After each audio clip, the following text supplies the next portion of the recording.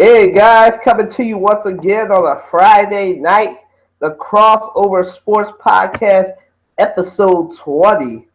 20 episodes, man. What an accomplishment for us. And we got a debut coming up with Kenan.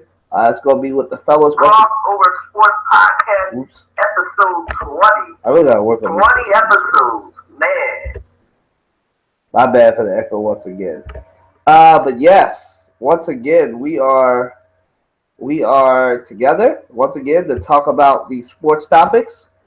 So I'm gonna let Trey introduce himself. Go ahead, Trey. Well, I guess most of the people are what 25 people, whoever our faithful watchers are. They already know who I am as Kylan. Kylan. Well, I don't think Kylan gave me the name, but CT3. Um, Hopefully, we'll have some fruitful discussion about sports, maybe a few hot topics tonight. So yeah. As I always like to say, it's time to do how we start the show all the time with our crossover hot takes. And this is a sports podcast, but we do sprinkle in some some politics and culture, some politics and pop culture in there. So the first question is related to our president, Mr. Trump. Today, news broke that Donald Trump, besides being mad, that a story broke that Rance Priebus was talking to the FBI while they investigated him. Excuse me, guys. Uh, it came out today that Donald Trump took his first real steps to becoming an authoritarian. He banned, well, not him, but the White House banned CNN, the LA Times, the New York Times, Politico, and BuzzFeed from a media gaggle. For those of you that don't know the difference, because I had to learn the difference today, a media gaggle is a smaller press briefing for a select few people. So that's what that is, if you're wondering. So my question is this the first steps to a dictatorship? There he is. There he is. Can I Hello, introduce gentlemen. can I introduce yourself to the viewers? Hello, everyone. My name is Kenan Big K Wilson, hailing from King of Prussia, PA. I'm an expert in all things life, but mostly football. Um, Big chocolate man. That's all I got to say. You know, as I told y'all, Kenneth is a bright young brother. I've known him for basically all of our lives, and you know, Pretty much. you know, Yeah. he's intelligent. He's controversial, but he it's in a good. What can you say? I'm a Morehouse man, so I gotta be a little bit controversial. Yeah. Part of the first. I was part of the first uh, rugby team at a HBCU. Okay. Um, you know, I played football for two colleges, uh, Morehouse and University of Western Maryland, and in college. So I bring some football legitimacy in my background. Coached two high schools on the varsity level, defensive coordinator and defensive line coach. So pretty much on the Bill Belichick of King of Prussia.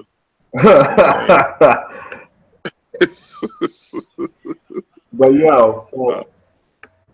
we're gonna start with your favorite topic, Kenneth. We're gonna start with Donald Trump. Oh, Jesus. So Donald Trump, as I was telling the viewers before you got here, but I'll redo it. Donald Trump banned CNN, the LA Times, New York Times, Politico, and BuzzFeed from a media gaggle. And just for the viewers' sake, gaggle, for those of you that don't know, I said this earlier, but I'll say it again. Gaggle is a smaller press briefing for a select few. I think we all had to learn what a gaggle was today. but but yeah. So is this the question? The overarching question to this for you guys is this: is this Donald Trump's first step into trying to become a dictator, or is this like just him testing the waters and being selective? Go ahead. Go ahead. You know, I guess we'll start with Kevin since he unmuted. it- Go ahead. it- this reminds me of when I was in high school, and there was a girl who I kind of liked, and I used to mess with her a little bit, see how much I can mess with her, see how she responds to me, before fully, going in for the kill, if I may say. Um, he is posturing definitely for this to be a complete. Um, is taking the steps towards dictatorship. My prediction is 2020, the Hunger Games going to start. That's my bold prediction. The Hunger Games will start in 2020. It'll be East Coast versus West Coast to start off. And Donald Trump will essentially be running the Hunger Games. So that's my bold prediction um, for the United States.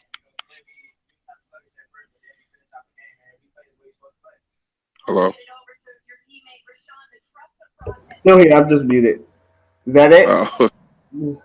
Yeah, man. The thing about Donald Trump is he's a bully, and what do bullies not like? People who can stand up for themselves, and so he is in the position in this country where he can control what forms of media that people uh, that he speaks to, because he only wants a positive light being cast about him. It sounds like North Korea to me. Um, but it's one of those things where, um, you know, y'all voted for him, so it's kind of one of those things. I mean, not y'all, meaning the common general public voted for him. So it's quite. I kind of sit back and just watch karma take its course, and hopefully he'll do something. I mean, just the things that he's done so far that Obama couldn't have done is amazing. But to make my statement clear, I absolutely believe he's trying to dip his toe in the water, see how much he can get away with. That's pretty much what I think is going on. So yeah. All right. To you, Trey. I don't know. Realistically, I don't know, but I will say that he thinks that he has this mindset where whenever he doesn't like somebody, or um somebody has something bad to say about him, or they want to sue him or whatever, he feels or he thinks that he has the power to then just shut them up. um and in a way, if you think about um how his business, like, he was kind of a dictator in his business. So um there was a lot of outrage over all the court cases and everything that he had, that he closed. He had the fake Trump University and all this stuff. And basically what he could do with his business was to shut people up, was to either pay them off, or was to keep pushing uh, court dates, further and further into the future, so that eventually the person just gives up, on their um, on the case. And so he thinks he can do this as a president. And like Kenan was saying, he's testing the waters, really, of what he can do as, I don't know if you can call it dictator, but he's really testing the waters in terms of how much power he has, and who he can shut off.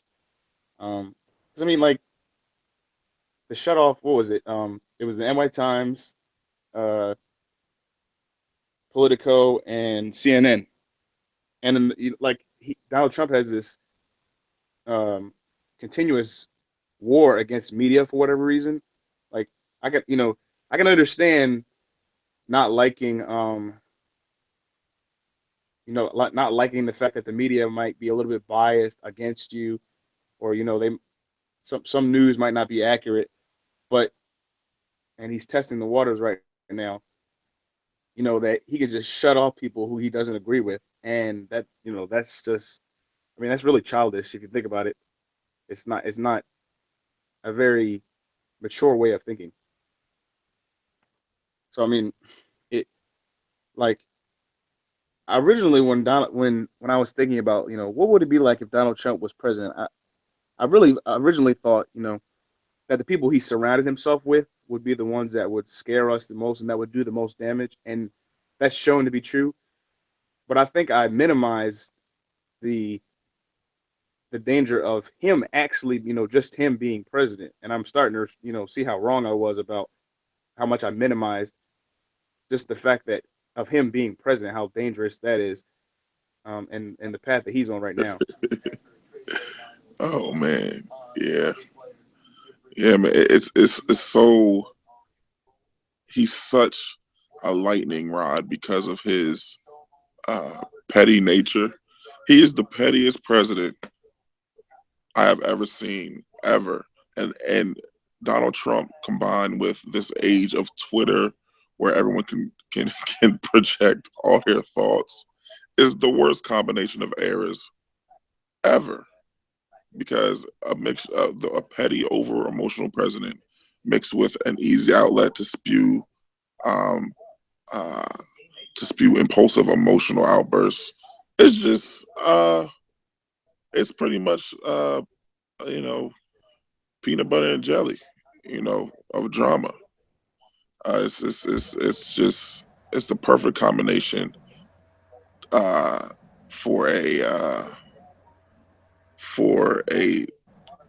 tumultuous um, presidency, and the fact that he is so thin-skinned, and that his thin-skinnedness, if that's the word, if I can use that, thin-skinnedness, the fact that has caused him to make such major decisions just based on how people perceive him, not because he's making decisions based on how people perceive him. This is not for America. This is not making America great again. This is make Donald good. And if we have a president who's more uh, who takes more ought in how he is perceived by by networks than what he actually does. If Obama, oh my gosh, Obama was getting dogged, man. He couldn't worry about what people were saying, because he was like, they're going to talk about me um, either way, because I'm the first black president. So I'm just going to have to, do what I do and make excellent decisions. And he did, and he mostly did that. But I'll just say to Trump, welcome to being a black man in America. Sure. Every every decision you make is scrutinized to the hilt. It seems like nobody wants you to be where you are, even though you feel like you're qualified to be there. And so he's getting a taste, and he's showing that he couldn't take it. He couldn't last one day. See, the funny thing is that he's not qualified. Very true. I'll put it like this, right? I'm a steal something from a movie that just came out. It's time for Donald Trump to get out. Like it's time, Donald. The implosion's coming, and when I heard about this, I thought he'd implode after 2 years. I thought that we'd be getting like Watergate level stuff within the second or third year of his presidency, not within the first month. Like you have basically, listen, it's not even Obama. If there was a president, and I'm so sick, like this first month has proven what I've said for a long time, probably not on this podcast, But what I say outside of this, there were people trying to tell me, oh, Hillary Clinton would be way worse than Donald Trump. And I'm just saying, Hillary Clinton, she may be sneaky and she may be devious because her last name is Clinton, but at least I wouldn't have to worry about the FBI trying to get her again. I wouldn't have to worry about, Russia. I wouldn't have to worry about a Russia spy ship just running all around the East Coast. About that with Barack Obama, Russia wouldn't try it, right? Mm. And they'd be even less likely to try it with a President Clinton, right? So he is the reason why I think that there's something here with Russia is because, again, like I just said, there's a spy ship running around the East Coast. Now, Lost It All was going on right this week with Rance Priebus contacting the FBI to basically be a dictator and use the FBI to say, oh, it's not true. We're not investigating Donald Trump for his Russia connections. He definitely won't be impeached in a couple months to a year. Like, that's basically what they wanted the FBI to do, right? So, and I put this on Facebook, Kenan saw that he shared it. I didn't even talk about Obama, but the media and people on our Facebooks and Twitters, conservatives and otherwise, were killing Bill Clinton for even being on the same plane as the Attorney General, right? Mm. No, I haven't heard nobody outside of CNN. I haven't heard no regular person yet at 9:52 at 9:52 Atlantic time say anything yet. None of my conservative friends, none of my Trump supporters, none of them say anything yet about Trump contact. Well, it wasn't even Trump. Rance Priebus contact. If you believe Rance Priebus just took it upon himself to contact the FBI without Donald Trump's knowledge, then I got some land to sell you in New Jersey. Like, if you believe that, then fine. But this is kind of like the and I haven't even gotten whether he's taken a step to being a dictator yet. Basically, we have a child in office. Both of y'all have younger siblings, both 9 and 10, right? They can run the country better than Donald Trump is. This is like having a little kid as your president. This is basically stuff that I expect from kindergartners. Mommy, he's making fun of me. Do something to it. Mm-hmm. This is what happens when you have somebody who's 71 with the brain with the brain and the behavior of a 3-year-old that becomes president. And Trump supporters, the people who didn't vote, y'all need to own this. Because I seen a lot of my friends who didn't vote getting real active saying Donald Trump's a terrible person. And I'm going to get off my soapbox and we're going to get to some sports. But before, I just need to go in on all y'all who didn't vote, right? Like, okay, so only 40%. So only, I think they said was 40% of the country voted, right? 60% didn't vote at all. So for those of you that are part of that 60% that didn't vote, this is what you get. I don't care who you voted for. This is what you get. At least you use your civic duty, right? But if you didn't vote and now you are like, oh, Donald Trump's a terrible president, bro, I'm about to start asking for credentials. Like, yo, if you don't vote, your activism means nothing. And a lot of people hear me say that and say, how dare you? You can't say that. Yes, I can. What's all the activism get you if you don't vote? Like, everybody here, well, except for Trey because he's a young buck. Everybody, Kennedy and I could run to be congressmen of our local districts. Mm-hmm. And in another couple of years, we can run for senator, right? Mm-hmm. So if you're 25 years old, you can run for representative, right?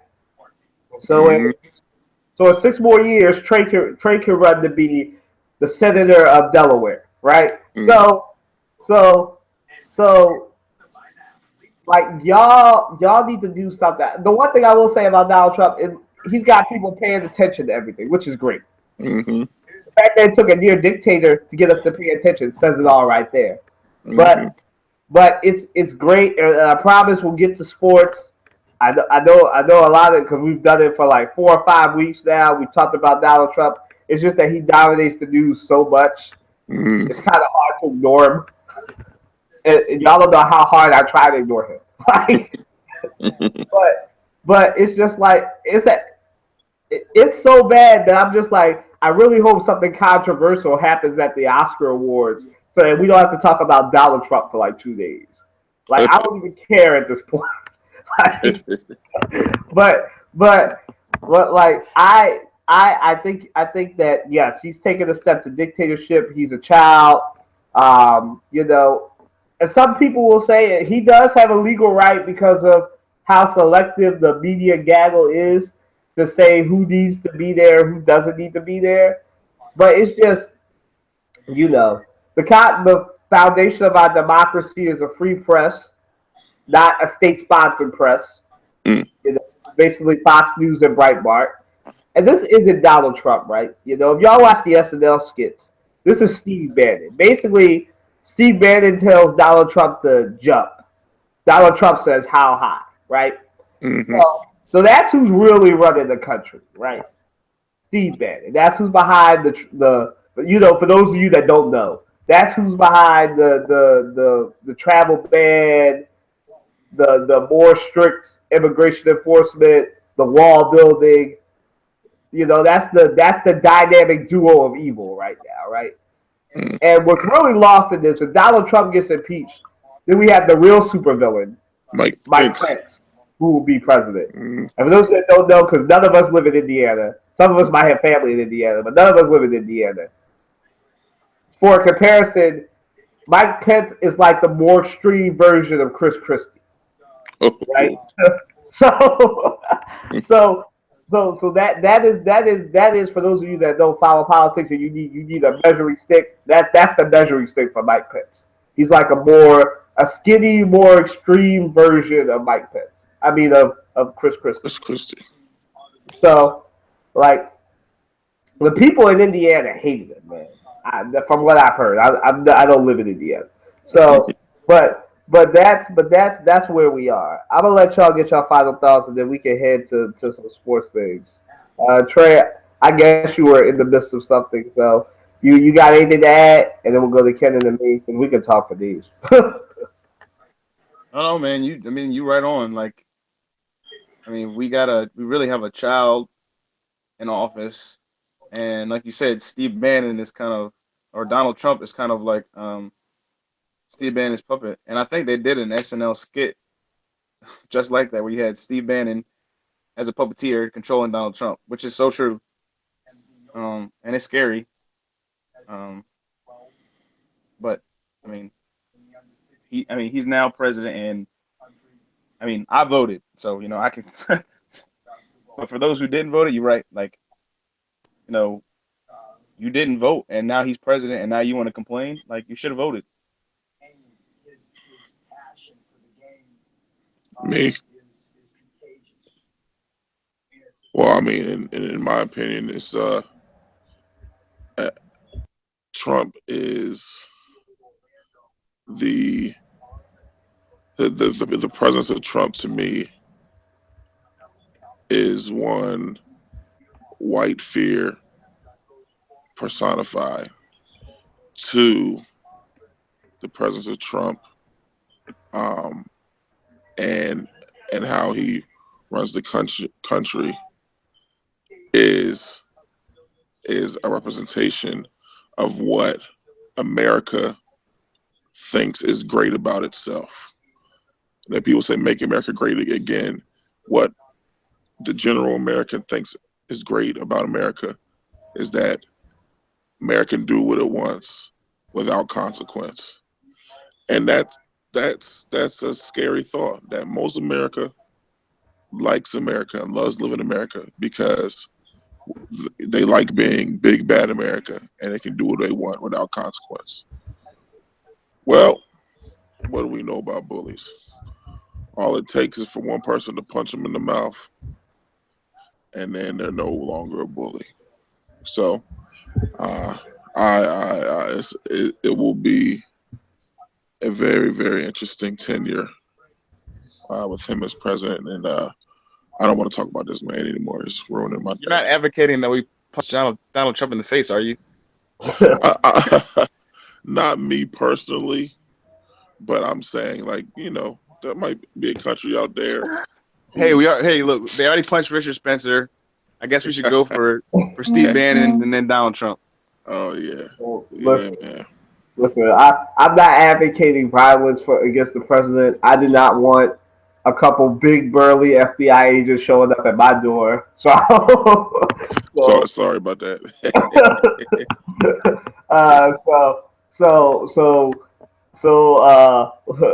Just to no, it's fine. Just to anybody that listens to this, Kenneth is not being serious about that. No. I was meaning that bullies. I'm saying if America represents the bully, the whole of America represents the bully, and that what Americans seem to love about, well, Trump supporters seem to love about America is the fact that we can do whatever we want without consequence. And I was just saying that all it takes is for a country who's tired of us pushing them around to punch us in the mouth one time real good. So I'm not talking about Trump. I'm talking about us as Americans in general who want America to be great again. But that greatness is personified with greatness is equivocal to power and not really character or the virtue of what it means to be American, but just connected to the power and being able to have being able to have power over other countries. So that's my piece. All right. Yes. So I'll just sum it up with this: America. It's time for us to strap in, and just get ready, man, for a very turbulent year. What most likely will be a very turbulent 2 to 4 years of President Trump. We might as well get ready. Hopefully, he will mature with in the next couple of months as being president. But on the bright side, Barack Obama's back in the in America at least. He was spotted at the Starbucks, so we got that going for us. But yeah, moving right along to our sports, to our hot topic. I think this will be the third week that we have a hot topic that involves sports. A crossover hot take that involves sports, because usually they don't involve sports. So something broke with the WNBA this week. Oh yeah. We had a straight female basketball player come out and say that she was bullied in the WNBA. Her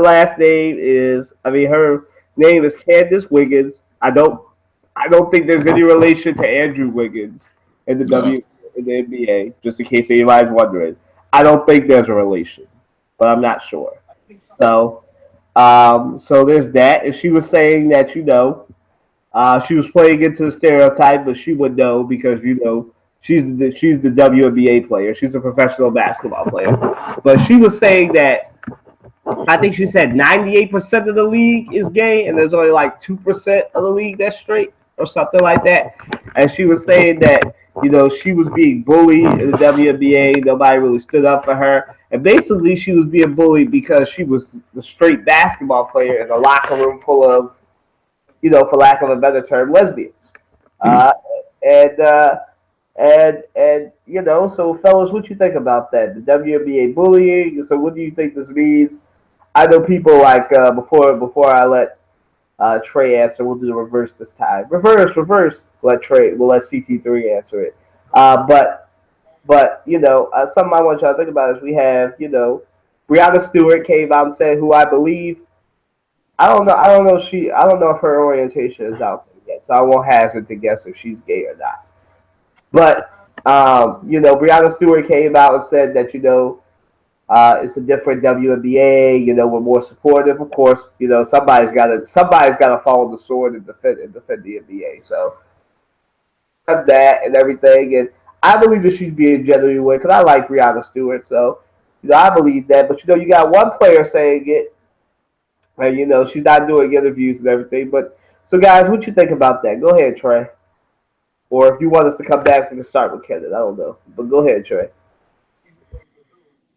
I don't know, man. Like, I understand that bullying is, among girls, guys, high school, college, NBA locker rooms, WNBA locker rooms, NFL locker rooms. We saw that with the Richie Incognito situation in the NFL. Um, like this is, to me, this is a weird situation. You usually when you're thinking situations like this, it's the other way around. Straight people kind of bullying someone who is gay. So I don't know. Could this be something? Is Candace Wiggins lying? Uh, was she really bullied? Is the NBA really 98%? I know that's probably an over exaggeration, but is it really mostly lesbians? Um, there are a few, actually, a fair amount of WNBA players who have actually come out and said they're gay. Like, for example, Brittany Griner, she's openly gay and married. So I don't know. I don't have much of an opinion on this, but I like, think she's a man too. huh? I think Brittany Griner is half man, but that's neither here nor there. Continue. Okay. I understood that she was born a woman, but yeah, that is neither here nor there. But I don't know. Like, this is a weird situation because usually it's the other way around. Like, it's not um in a situation like this, guys or girls. Usually it's someone who's straight bullying someone who's gay. And especially because this is women and this is, these are professional NBA players, this is an awkward situation. It's always an awkward, to me, really, it's always an awkward situation where you hear about bullying in professional sports with adults. Because to me, that's something, I don't understand how you can bully a grown person. I think as a mature adult, you should be able to talk things out and work things out. Like, this should, but, you know, I guess it happens. So, I guess that's where we are.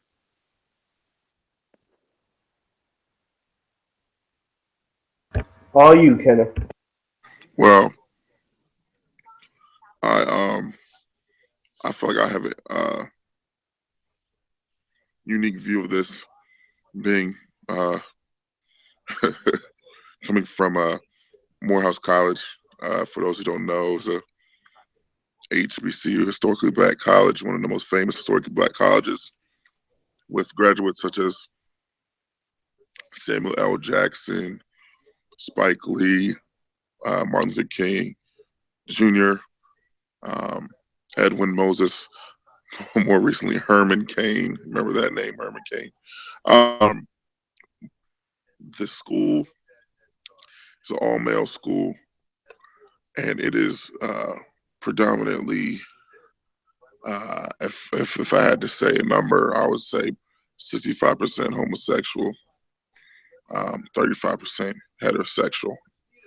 Um, and what's funny is how the heterosexual males have acclimated to being in a predominantly homosexual, and um, it's very interesting the psychology of people when roles are reversed. When the bullied turn into um, the the ones with the upper hand, it's a very interesting psychological phenomenon, um, because um, you really see that in people's hearts, they want to get even, or um, they want to um, make others feel like they have felt in their lives, whether it came from that person or not. For example, I was on the Glee Club, and I was one of 3 straight members on a 50-member Glee Club, and I was hit on. Like, first of all, that was very interesting. I was hit on. I was solicited. Um, I was catcalled. um, all things that I was uncomfortable with, but it was I was not the majority.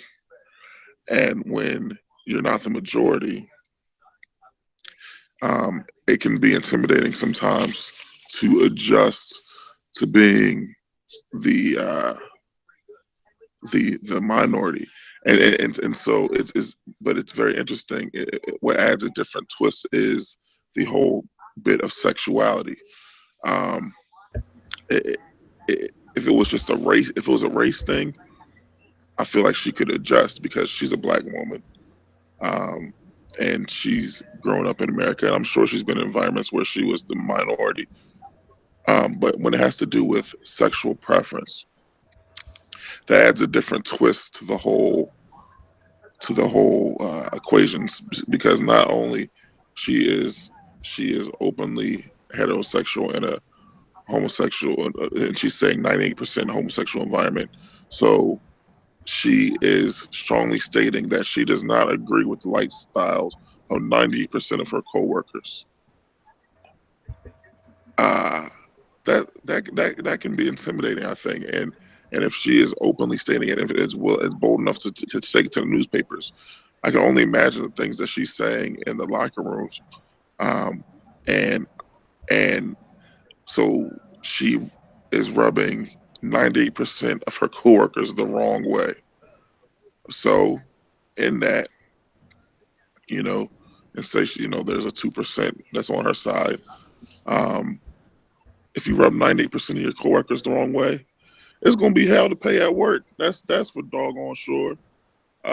So it is very unfortunate, and I do not think that the number 98%. I don't think that is overblown at all.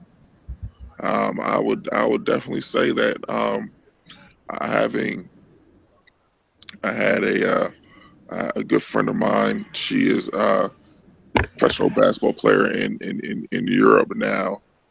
She played for Quinnipiac College, um, and she was first team all Ohio Valley Conference. Like, and she spoke of her experiences, and talked about uh, how it could be weird being the only straight female on a basketball team, because you know that another girl finds you attractive, but you don't want to insult her or offend anyone. And it's a very, very touchy situation.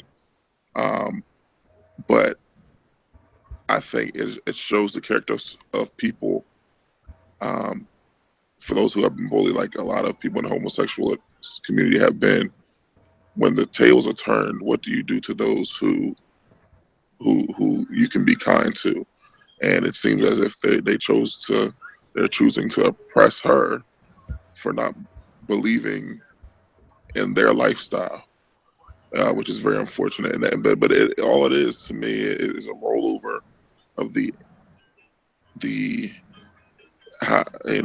society in general. The homosexuality sexual community has essentially bullied America into some things, but I will not continue on that further, lest I get stoned. But yeah. Yeah, just following up a little bit on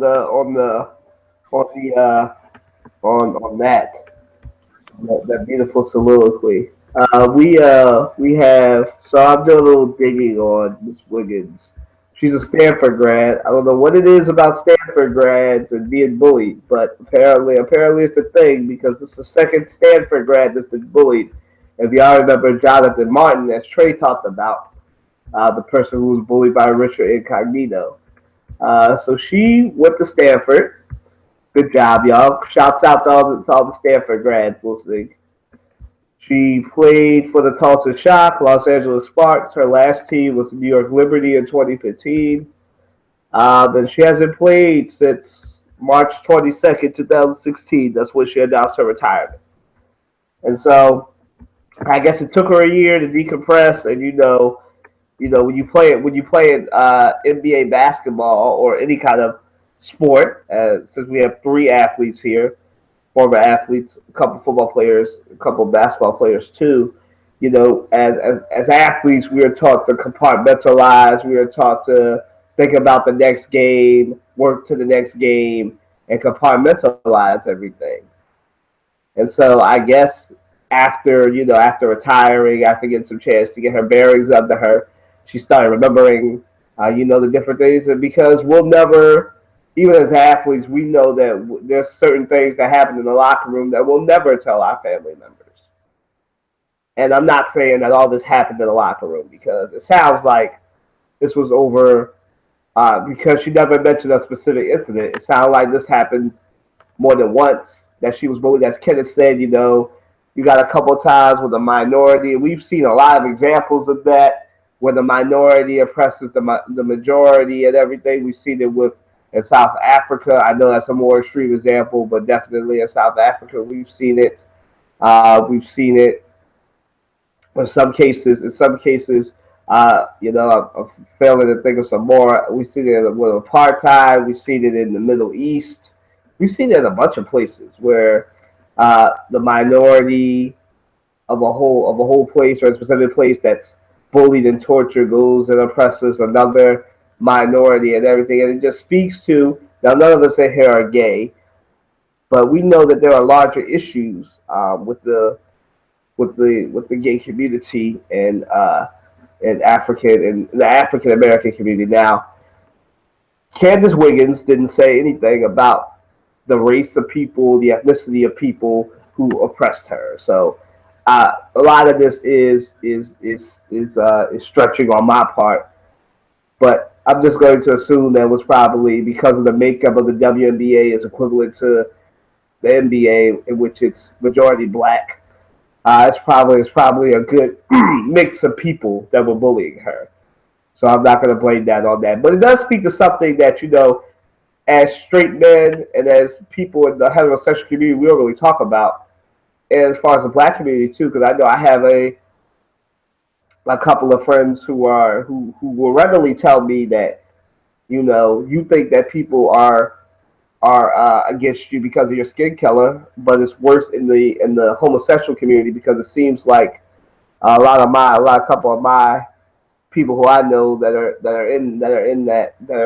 gay were saying that that this is very profound in the community where you have famous spokesperson we probably won't get to him in this podcast because it's a sports podcast, but you have people like Milo Yiannopoulos, who's gay and conservative and foreign, but you have so many different things where you have. I think they did an article, and I don't know what outlet did the article, but they say it's like the most racist community. Actually, I think they said it was the gay community because they're so against you if you're African American. There's housing discrimination in the gay community, apartment discrimination, dating discrimination. And I think this is just emphatic of that because you have women who are athletic, who are going to make, even though they make less money than their NBA counterparts, they make more money than we make in lifetime, and that we're probably going to make in our lifetimes, but they're still susceptible to being bullied. It's just like what we say, the locker room is just endemic of everything that goes on in our society, and we have some things that we need to reconcile. And what happened to Miss Wiggins is horrible. No one should ever be bullied, but it's endemic of what we do, man. We whenever somebody's given power, it's not likely that they are going to do anything good with that power. And so, hey, Matt, you have that going on right now, where you have Miss Wiggins getting bullied and everything in the WNBA, and it's just like endemic of a larger problem that we have as a society. We're so susceptible to being bullied because somebody's gotta be abusive with the power. Nobody can share the power equally or be able to create something that will benefit everyone. Somebody's always got to be the victim, and somebody's always got to be making or getting power off the victim struggle. And this is a sad state of affairs in this country, not just in this country, but in the larger society as a whole. And so it's a shame, and I hope the WNBA follows through, and it's not just hollow words that they have Brianna Stewart say on the interview, and that they actually take steps to make sure that this doesn't happen, because it's just a problem that needs to be solved. Oh, Kenan dropped out. But yeah, so let's yeah. So Matt, you want to talk more on WNBA bullying? So you can go ahead. Excuse me, my throat's messed up. First of all, I don't understand why the Women's National Basketball Association is being bullied in the first place. I mean, even though the NBA itself is making more money than the WNBA itself, or there. However, to bully the league in particular, how it shows how much as a people we've regressed, in my opinion, because there hasn't. This is like a full-blown women's league that has flourished in the last 20 years, and that, first of all, it needs to be celebrated. I mean, 20 years and literally you guys survived. That's a feat and an accomplishment. But also, gotta look at it this way too.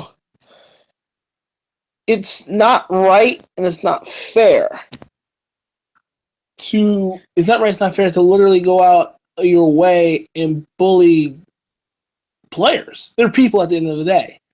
I mean, some players have tougher skin than others, but what are you gaining at? What are you gaining from bullying paid professional athletes that make more than all of us?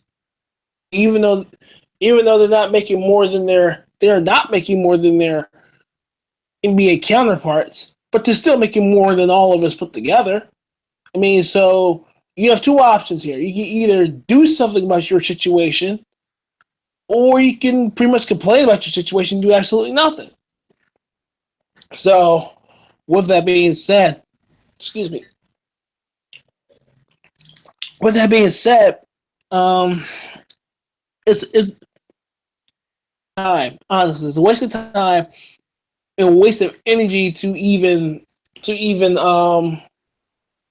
go out of your way to bully a league, first of all, that's backed up by the NBA itself. And mind you, the NBA is invested in a lot of money in the WNBA itself. So you want to go ahead and bully them? You're wasting your time and your money, hard-earned money. So, yeah. Trey, you can go ahead. I don't know what happened to Kenan, but you can go ahead. Well, yeah, I wanted to hop off something Kenan was saying. It's interesting to hear his perspective, especially because he has a degree in psychology, and I think some of this is actually, very psychological. But the thing I wanted to say was I was looking up Candace Wiggins, and I realized that she is a Valentine's Day baby. So for that reason, I agree with her. No, bullying is just in general, for the last, I'd say 10. For maybe even further back than that, has been a major issue in the United States. And I think bullying, a lot of times people, you might dismiss bullying, or dismiss someone who has been bullied because you've never been bullied, or you're like, you got to have thicker skin than that type of thing. And I do partially um, agree with that. That I think as a culture we've gotten to the point where we're very thin-skinned, and ironically, our president is just the same. As a culture, we're very thin-skinned. We're very politically correct. You can't say anything that's controversial, or like, or else, you're this terrible person. Um, but I was as I was reading more about the whole I was reading, I guess this was Candace Wiggins' comments about being bullied, and she mentioned that she had never heard the B word more in her life, and it's I'm like, okay, what does that have to do with being bullied? Or she said I had never been called the B word more in my life, and I mean, if she was truly bullied, I guess it's the WNBA's responsibility to figure that out. But Brianna Stewart made a point. She said, I think that the WNBA should, and I'm paraphrasing, that they should go ahead and investigate things, because bullying is a big issue, regardless of whether it's straight people bullying gay people bullying straight people, black, white, big, small, tall, short. Um, the WNBA should probably try to figure out what's going on. But she said, you know, you know, there's probably a little bit more to the story than the piece that Candace Wiggins is telling. And not to say that Candace Wiggins is lying or anything, but there probably is a little bit more to the story, And part of the rest of that story is that, for years, gay people have been kind of they were they're the minority, and so in this situation things have been flipped. Um, but you also have to tell the story of how, on the flip end, how gay people have been bullied in the past, um, and why maybe in an environment where they are the majority, potentially they have become the bully rather than the bullied. Um, so I mean, that's why I really enjoy hearing what Kenan had to say, because it really is. I mean, it's very psychological to think about, why what why people think a certain way about their situation as a minority or majority, and how they respond when that role is flipped.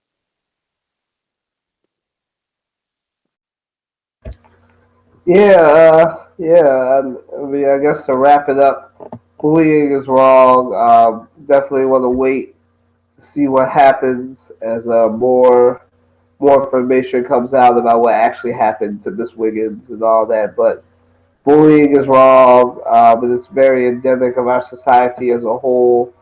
And you know that there are problems within the gay community, just like there are problems within our society as a whole. But we're going to move right along to uh, a less serious topic. I'm gonna throw a curveball in here, just because we need a break. We talk about two serious topics, so let's talk about something that just broke, even though it's been brewing for a while. Let's talk about an NBA beef. No, I'm not talking about Paul Pierce and Draymond Green. Let's talk about Shaq's beef with JaVale McGee, or JaVale McGee's beef with Shaq for Shaq being a fool, which I think is like the most hilarious beef ever. But obviously JaVale McGee. Well, actually, I'm gonna let the fellas get in on that. Guys, what do you think about this beef between Shaq and JaVale McGee? Go ahead, Trey. Be honest with you, I don't know much about it. But I have watched Shaqtin' a Fool numerous times, and I know JaVale McGee has won the Shaqtin' a Fool MVP at least 3 times, I believe, if I'm not mistaken. So, I can see where there would be beef between them because the funny thing is that if you watched Shaqtin' a Fool before, a lot of the Shaqtin' a Fool moments that JaVale McGee had, at least at the beginning of his career, were indicative of just what a silly player he was, like, and kind of the stupid stuff he would do sometimes on the court, and you're just like, what are you doing, JaVale? But I don't know necessarily where the beef stems from. I should have read a little bit more about it, but if the beef is stemming from from that and kind of um Shaq's constant criticism of JaVale McGee, um, I kind of understand that. But again, this kind of goes back to the whole thin, having a thin skin thing. Like, I understand, Shaq is, a Hall of Famer, and his opinion matters. But if I'm JaVale McGee, I want to take, you know, whatever beef I have with Shaq and use that as fuel on the court to make myself a better player. Um, and I know he's really not much more than a bench player, but I mean, to me, criticism, beef, or whatever stuff that's going on off the court for JaVale McGee, or whatever criticism he's getting for what he does on the court, like that should be fuel to be better and to play better. Um, and we always talk about having rings. I mean, JaVale McGee may very well have a ring at the end of this year, and you know, I if if he keeps winning Shaqtin' a Fool MVPs, um, you know, if I'm JaVale, who cares? I have a ring now.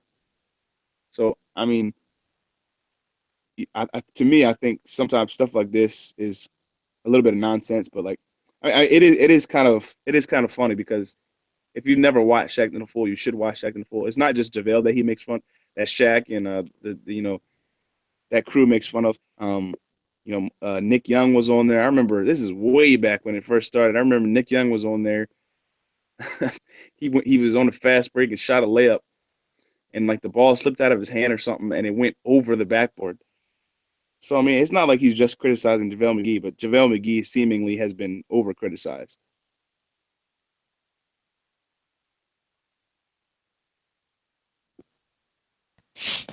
I personally have not seen it or heard of it till now. But I will say this. I mean, it's one thing to, okay, you do one thing in sports, we laugh at it, and you move on. And then this another thing where, one, you making the same mistake and one points it out, or you're just going over the top criticizing said player.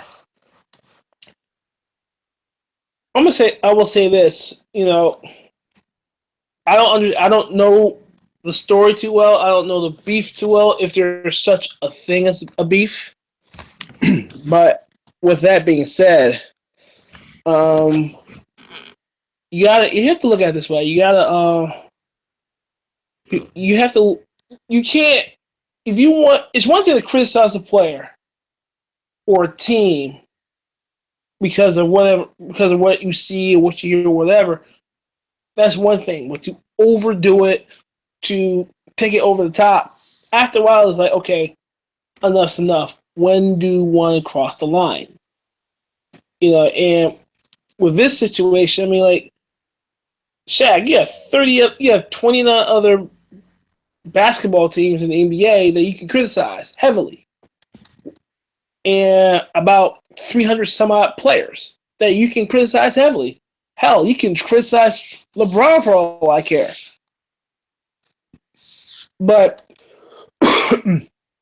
for this one player here in particular, I mean, it's like, okay, you may have to, let off a little bit, or the criticism may be warranted. But it does go back to this. Also, players today aren't the players like 20 years ago, where they can take you on the chin, or if you crumble, if they're starting to crumble, you won't see or hear from it. So we deal with a new breed of players, a new breed of the NBA. It's not the same, and I'm going on a rant a little bit.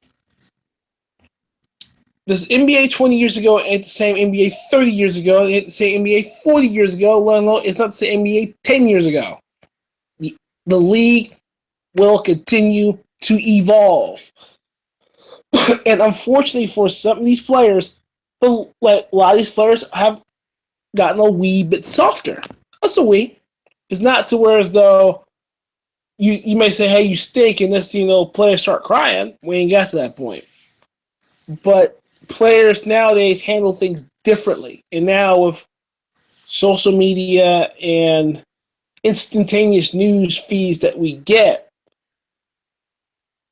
I think we have to be careful of how we're criticizing players now, because it is what it is. A lot of people nowadays are more in tune and more sensitive of what's being said around them, let alone to them.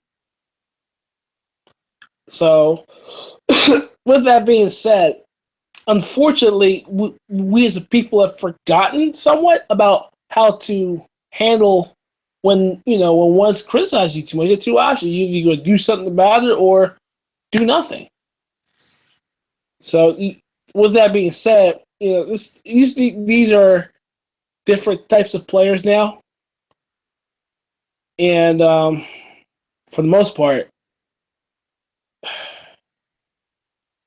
I from what I'm hearing, I have to read up on it more.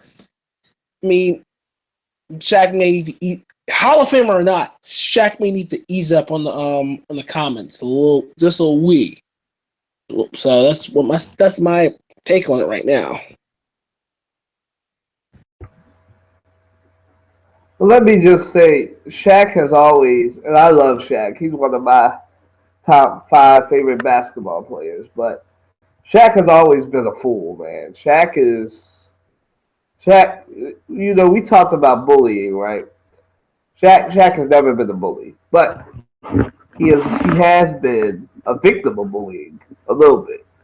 If you count how Kobe Bryant bullied him out of LA, right? And in this case, Shaq has done a recurring segment on JaVale McGee. The most recent one he did, I didn't see it, but I saw the video of it on. This is what caused JaVale McGee to go crazy.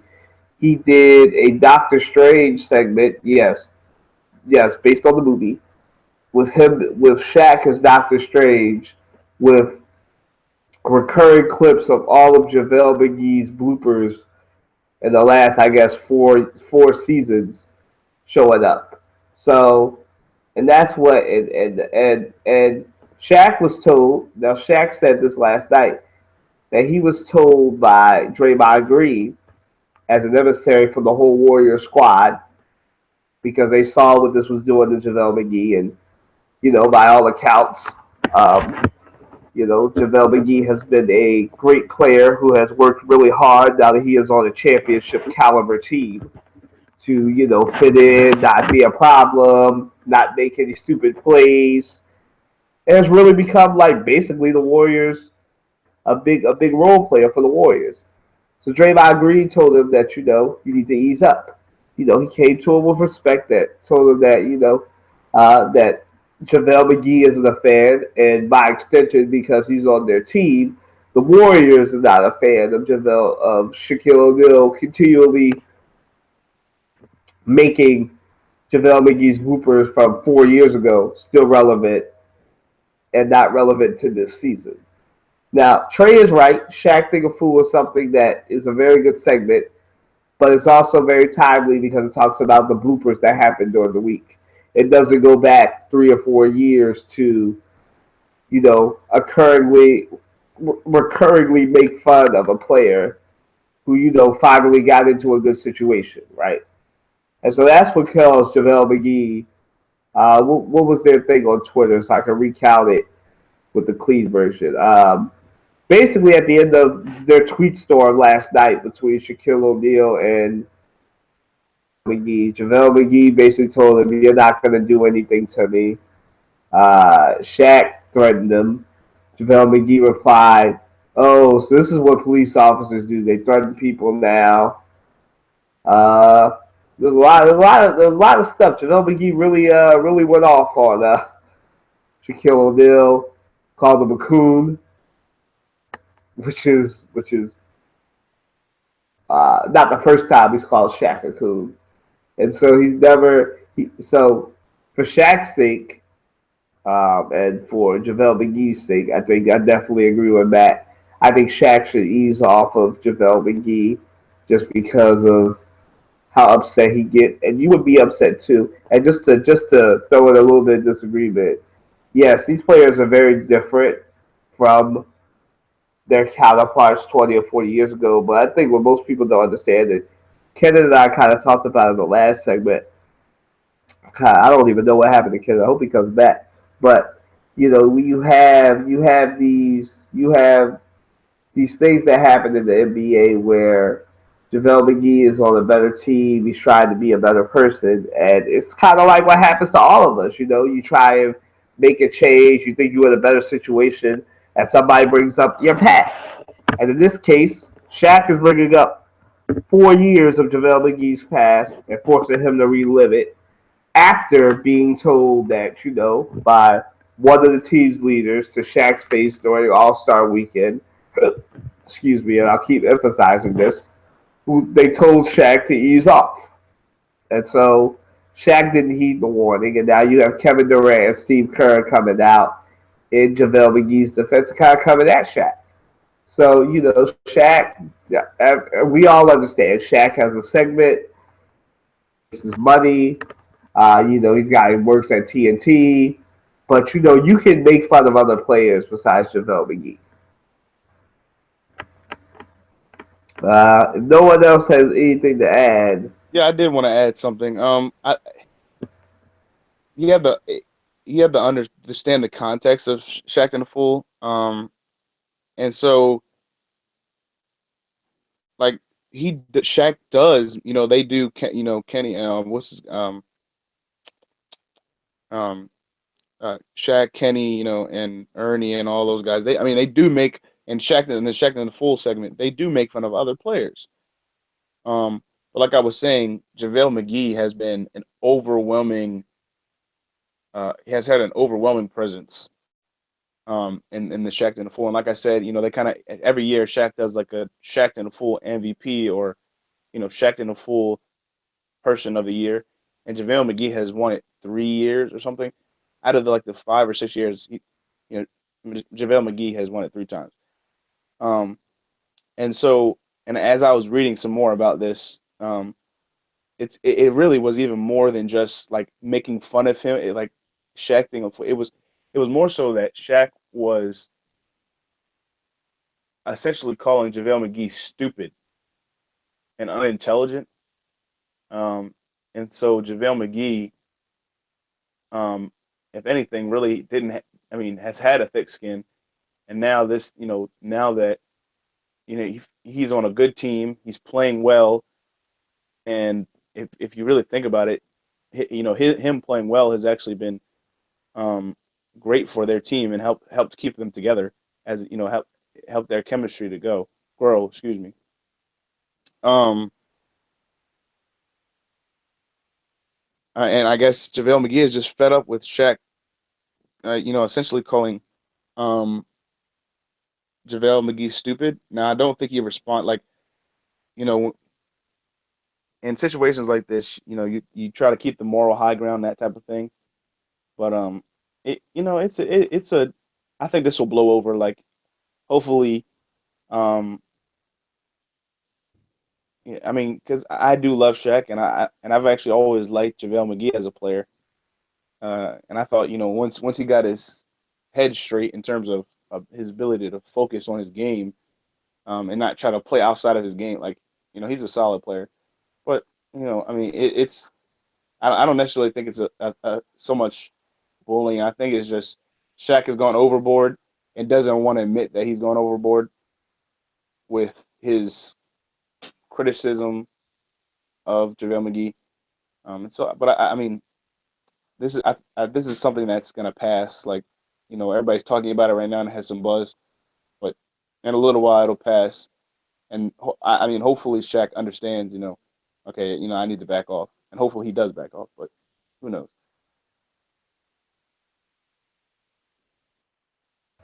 Okay.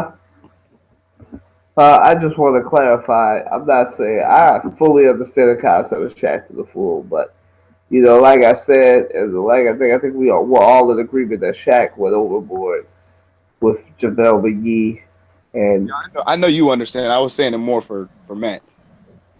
okay, but Shaq to the fool, like great segment, great everything, but when you make fun of JaVale McGee, and he's been merciful with you. He tried to handle it like a man. Because I don't think Draymond Green steps to Shaq and says like you need to lay off JaVale McGee.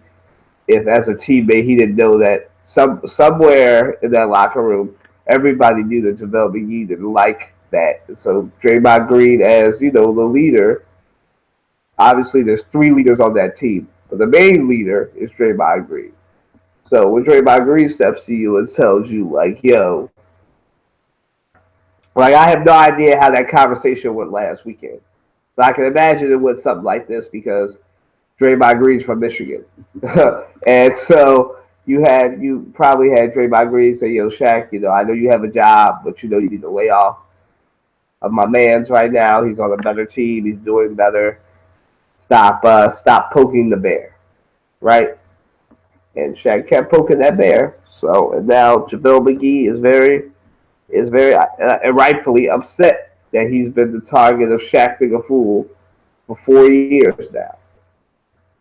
And I am of the mind. I love laughing, but I am of the mindset that you don't target somebody like that and try to. I'm not saying that Shaq tried to ruin his career, but you don't try and you don't badmouth another person, especially when you're in the NBA and you know what they go through, and you're just as much of a person who traveled around from team to team as they are. But it is what it is, and we need to move on. We're going to move on to Magic Johnson and his takeover of the Lakers. Yes, we need to get on that. So go ahead. So go ahead, Matt. Talk about Magic and what you think about that. Oh, and so the question would be: do you think that having Magic Johnson be the GM and borderline owner of the Lakers will help them? Go ahead, Matt.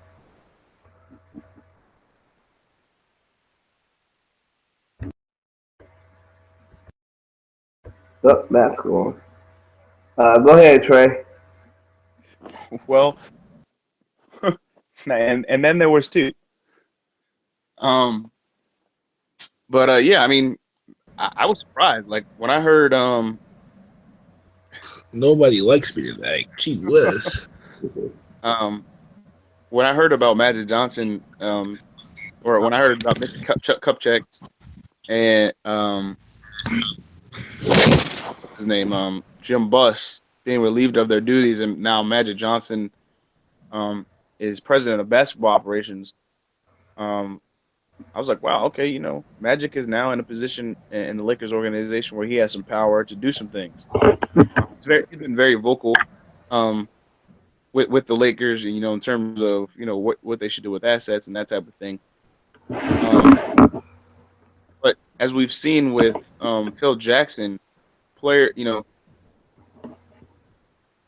although Phil Jackson had success as a coach, we've seen, at least with this might be an isolated incident, but we've seen that Phil Jackson, being in charge of or being president of basketball operations with the Knicks is not going well. But then again, you have Larry Bird and although they haven't won a championship. I mean, Larry Bird is looked at as one of the more savvy people. I'm not sure. I'm not sure if he's the owner or president of basketball operations, but he's looked at as one of the more savvy front office people in the NBA. And then you have Michael Jordan, who is owner. I believe he's a majority owner of the Hornets. But I mean, in that organization, at least, not so much more recently, but in the past years, with the Charlotte Bobcats, had been a disaster of an organization. And Michael Jordan is the greatest player ever. And some people would say Magic is the greatest player. So, who knows? Just the fact that you're a player does not necessarily mean that you can run an organization. You may be able to see some talent, but it doesn't necessarily always correlate from being a player over to being in management of a team. And I think we'll see. It could very well. I mean, it could very well be great for the Lakers, and in 3 or 4 years we may see the Lakers back at the top of the West, or fighting for a spot in the top of the West. The biggest concern, again, like I was saying, is that just because you are a good player and a point guard at that does not necessarily mean that you know how to run a $1 million organization and essentially be in charge of their assets, their draft picks, who they draft, who they don't draft, who they sign in free agency, who they trade, who they don't trade, that type of thing. That's my thoughts on that. Watch this. Here you go. It's better than the Knicks organization. Look, with the Lakers having that face of the franchise front office side, it'll help the Lakers immensely. Cause here you go. Everybody and their mom knows who Magic is. Everybody and their mom knows what Magic can do. And his skills in the front office level, particularly with the Los Angeles Dodgers, is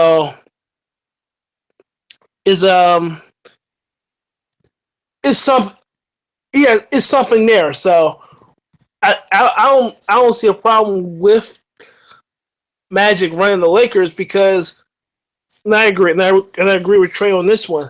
Not every former player is built the front office.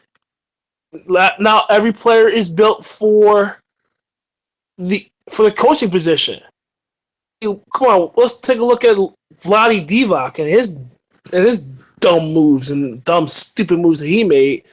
And I mean, it rolls a lot of eyebrows. Like, why would you do such a dumb thing like that? But with that being said, I think the Lakers are going to be fine. The Lakers are going to be fine.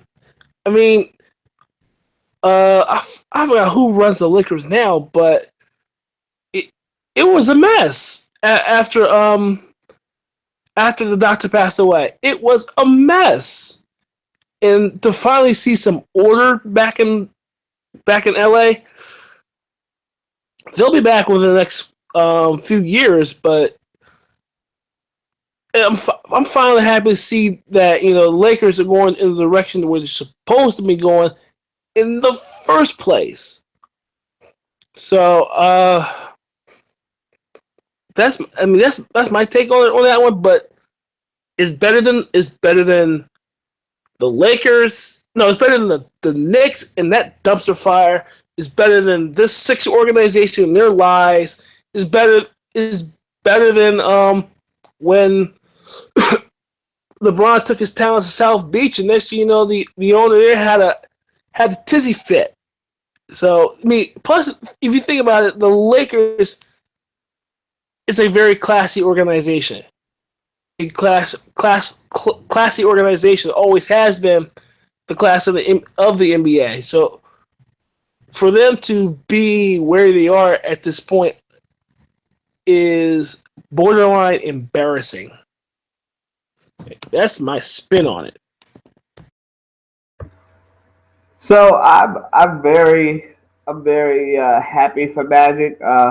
He's one more step. He's one more team and step closer to running all of LA's teams. All he needs now is the Rams and the Clippers. So he's one step closer to running all of LA. He already has the Dodgers and the Lakers. Now he needs the two less valuable franchises. So it's very great for him. Hopefully he doesn't end up like Ronnie Divac. Hopefully he's more in the Pat Riley mold, where he'll be a savvy person who can build the Lakers into a dynasty. I know it's because it's been a while since we had the Lakers in the finals, let alone winning a championship. I don't think that's happened since 2009. I want to say. But who cares? I know, but we for this topic, we're going to stay positive, but we're going to put the 76ers fandom out the window for a little bit. Let the Lakers can the Lakers. I just really hope that the Lakers can, not be a lottery team. That's what they've been in the last 3 years. How about that? Let's hope that they improve. We'll be able to do that, but the jury's still out. But I think this is a good move for the Lakers. I think this will definitely help them in the long run. It'll help them get free agents again. It'll put them back where they belong. That's my take on it. Let's talk. Even though this was more for Kenan, and Kenan's not here, so we really don't have to run through the trade deadline stuff because I think we all exhausted that yesterday. But just for a quick recap, Serge Ibaka is in Toronto now. So is PJ Tucker. Nerlens Noel is now a Dallas Maverick. So he went from a borderline good team in the 76ers to straight garbage, to a straight garbage team in the Dallas Mavericks. But we'll see. He has a chance with the Dallas Mavericks to prove that he's more than just a one-dimensional player. So hopefully that'll turn out well for him in Dallas, Texas. PJ Tucker is a Raptor as well. Who else? Todd Gibson and Doug McDermott are on the Oklahoma City Thunder. Ersan Ilyasova is an Atlanta Hawk. Tiago Splitter is a 76er. DeMarcus Cousins is a Pelican. Oh, we're getting there. So is dumpster fire. So is Justin Anderson. And the trades point, the biggest trade of the trade deadline, even though it happened before the trade deadline, was DeMarcus Cousins being traded to the Pelicans. So, going along with that, do you guys feel bad for DeMarcus Cousins? Or, I guess, who do you feel worse for, DeMarcus Cousins or the Kings franchise as a whole? I feel bad for every Sacramento King fan in America because you just got screwed again and again. It's like, look, we sat here with the Chris Webber, Jason Williams, Kevin Johnson years, and they were great. They were wonderful. And then you go through the little thing. You start to see the Kings go back up to respectability, only to go take your franchise back another 5 years. Another 5 year. Like I said last night, I do not know what this team is trying to accomplish. I don't understand what this team is trying to do. But I feel bad for the Sacramento fan base, let alone Cousins, because he wanted to stay in Sacramento. And yet you traded him away for what? That's my only question. You got rid of that man for what? Nothing.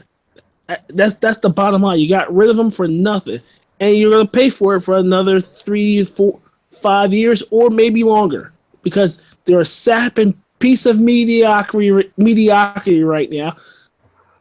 Right now, you just suck. That's just how bad this team is right now. They just suck. And why would you? Why I don't blame any self-respecting Kings fan pay season ticket mediocrity. I would simply refuse. If I was a season ticket holder, I want my money back because you done traded your franchise player. Good job, Vlade Divac. Good job. I hope that man gets fired too. I don't like wishing, people's heads on a platter, but I'll make an exception here. That man's got to go. Plain and simple. The man has got to go. You just made one dumb move, and we said this yesterday. The fact that what they gave away, including Isaiah Thomas Jr., was the fact that you was looking at a playoff team and you weren't that patient. And you just gave it away. You gave it away. Oh, well, thank you very much. As a Sixer fan, you just help us get more picks. Good job, Sam Hinkie. Good job. Well, before Trey goes, just want to say that we did have a trade deadline special last week. It's in 2 parts because my internet cut out, so we had to redo the last part of it. But there's 2 parts for it. So for those of you that wanted to know what we talked about yesterday, yeah, that's what we're talking about. So you definitely check that out too. If you're listening to this podcast live, thanks for listening. Or if you're going to listen to it later, definitely check out the trade deadline special of the Crossover Sports Podcast. All right, go ahead, Trey. I just wanted to throw in that disclaimer. Yeah, I'm with Matt. Like I'm happy for DeMarcus Cousins. Like I said, like he's one of my favorite players. Like, I mean, I agree he's a little bit of a hothead. The technical fouls are an issue. But you got to think about this. I mean, for the first 7 years of your career, an organization did nothing, absolutely nothing, to make your team better, or to make your team, or to give your team promise in terms of the future. All your team did was fire head coach after head coach, and even fire the only head coach that actually was able to kind of hone in on what makes DeMarcus Cousins great, and to kind of allow him to be more focused on the game rather than arguing with refs or being a hothead. And you fire that coach too. So I'm happy for DeMarcus Cousins that he's now on a team. Although the Pelicans aren't much better of a team, they are in a position to make the playoffs. So for the first time, DeMarcus Cousins might be able to make the playoffs. And I do think he has a solid head coach. And I can't think of his name, but he's former assistant coach of the Warriors. And I mean, but on the other end, I mean, like I can't imagine being a Kings fan. Like, I mean, last night we likened them to the Cleveland Browns, like just a totally inept, poorly run organization. Even in the situations where they may have drafted well, or maybe have gotten solid players in free agency, like they ruined that. Like I mentioned last night, they had Isaiah Thomas, Hassan Whiteside, and DeMarcus Cousins on the same team at the same time. Isaiah Thomas is now an MVP candidate on the Celtics in a different conference. Hassan Whiteside is a defensive player of the year candidate in a different conference. And DeMarcus Cousins is stuck, in the West Conference. And he was stuck on that team for 7 years with, no outlook, no no hope of a good future. Now he's on a team that has some promise now, and like, it, I don't know, like as a Kings fan, I'm like, if you and you if you can do this on your own time, but look at the draft picks that the Kings have had for the last 6 or 7 years. Like they have missed out on player after player after player after player after player after player. The only player they did not miss on was DeMarcus Cousins. But after that, it's like, okay, you could have had this person. This person was drafted before, you're at pick 6 and you could have, and this person went after this person and you could have had this person, or you were pick 3 or you were pick 1 and all these great players went after and you picked a bust, or you picked this player and now he's no longer on the team. Like, I don't believe that there's any player currently on the Sacramento Kings now that DeMarcus Cousins has been traded that was actually drafted by the Kings. I could be wrong. There may be 1 or 2 players maybe that were drafted last year, but I don't believe there are any players aside from maybe the 1 or 2 that were drafted last year that were actually drafted by the Kings within the last 5 to 10 years, and that's sad. Especially because they've been a bad team, and so those draft picks were high picks. They were lottery picks. And the And none of best those part players, is they gave them away. They're giving right, away picks like it's candy. right, yep. Like, how do you trade Nick Stauskas, who is a solid bench player, but was the 8th pick in the draft and probably shouldn't have been, a future first, and I think maybe it was 2nd-round pick or whatever, over to the Sixers for what? What did they trade for? I don't even remember the trade, but who did we give up? Who did the Sixers give up? Uh, Basically nothing. Like, I don't remember. Whoever it wasn't significant enough that I know who he was, and didn't have a significant enough impact that he's actually on the Kings now. Like, that's how much, like, I cannot even fathom being a Kings fan right now. Like, how frustrated I would be as a Kings fan now that your best player is Rudy Gay. Maybe not even Rudy Gay. Maybe your best player is Darren Collison. Like, okay.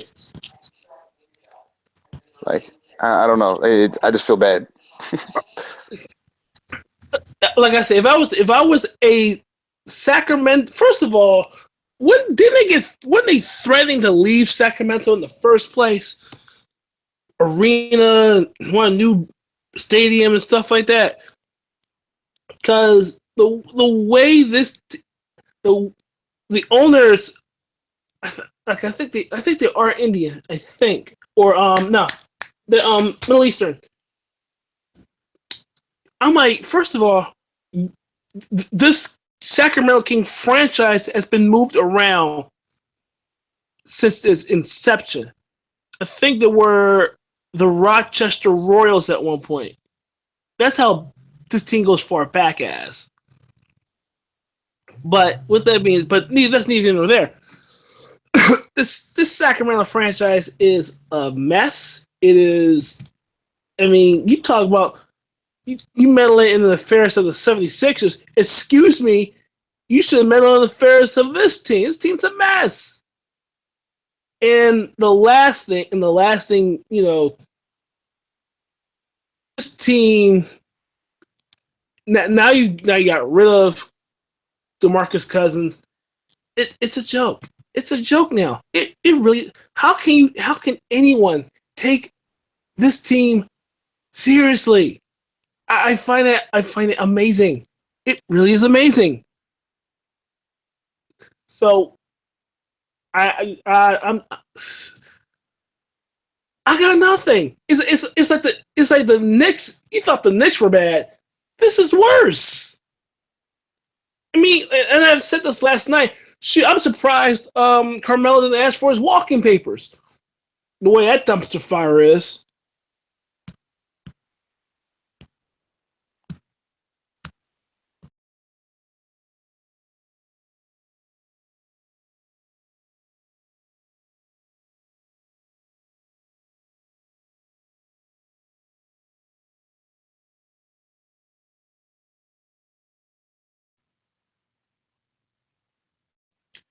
soon as I have a cold, everybody starts running away.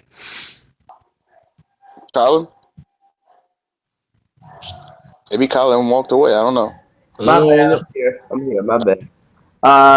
Yeah, I think that I definitely, as we said, we compared them to the Cleveland Browns last night, so I won't rehash that. But the Sacramento Kings, man, Vlade Divac has ruined that franchise, and they need to get a new owner and a new GM. I guess I feel good for DeMarcus Cousins because at least he'll have a chance, like Trey said. But I think he'll ultimately. We'll see how it goes with Anthony Davis. It seems like it will go pretty well. But as I remarked before, you got on here, Matt, to Kenan and Trey. They scored 57 points, both of them combined, and still lost to the Rockets by 30. But, the Rockets will do that to anyone when they're hitting their shots. But, it's still a work in progress, and they will probably make the playoffs and then lose to the Warriors. So I'm happy for DeMarcus Cousins. I really feel bad for Sacramento Kings fans. Yes. So now we're going on back to we're moving on to what's going to become the new filler until we get some more points. And I know it's not a filler. A filler is probably not the proper term for it, but a new segment where Matt takes the mic and talks about baseball. So go ahead, Matt, with your spring training update. Matter of fact, I might call this John. Never mind. We'll talk about it later. We'll talk about it is only baseball. That's all you need to know.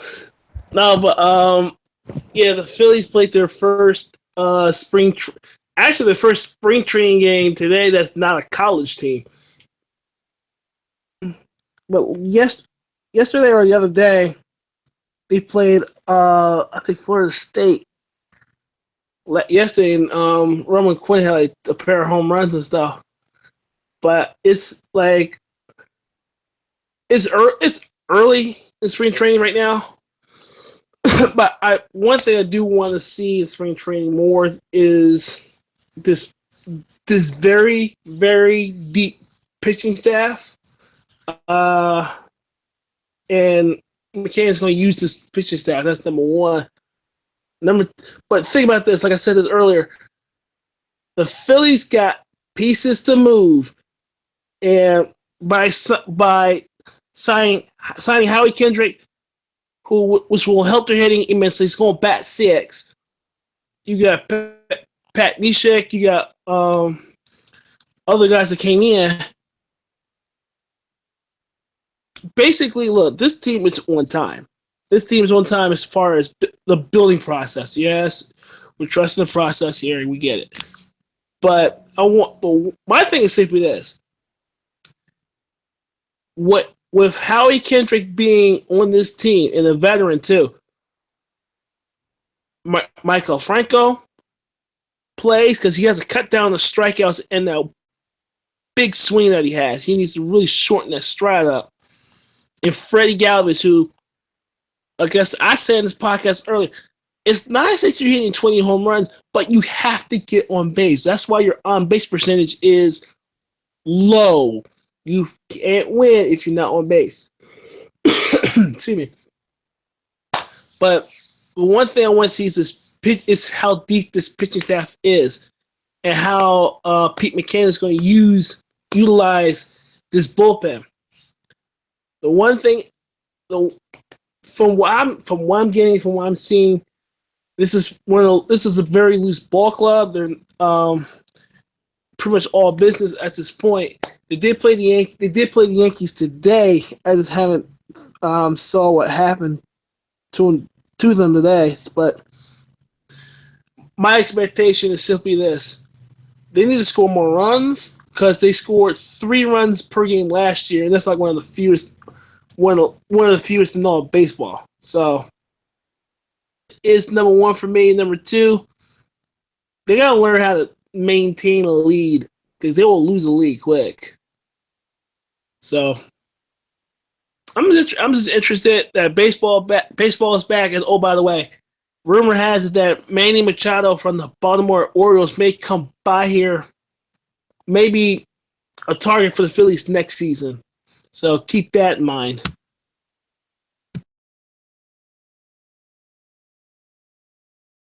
Very cool. That was Matt's baseball update, which might end up being called Mac Does Baseball or Macking from Third Base. I'm not sure yet. We'll work on the name stuff later. But yeah, so moving right along, we're doing pretty good. Let's start with this. Right, it's time to talk about our Eagles because while we're all excited, basketball is in full swing. March Madness is coming up.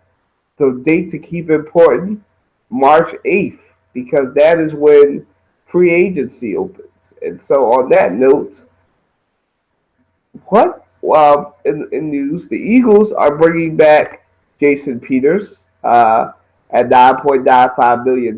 They have picked up his option, so he will play another year for the Eagles. So that shores up the left side, the blind side of Carson Wentz. So guys, I guess the question is, what position do you think the Eagles will get in free agency? And do you think it'll be wide receiver or running back or something else? Go ahead, Trey.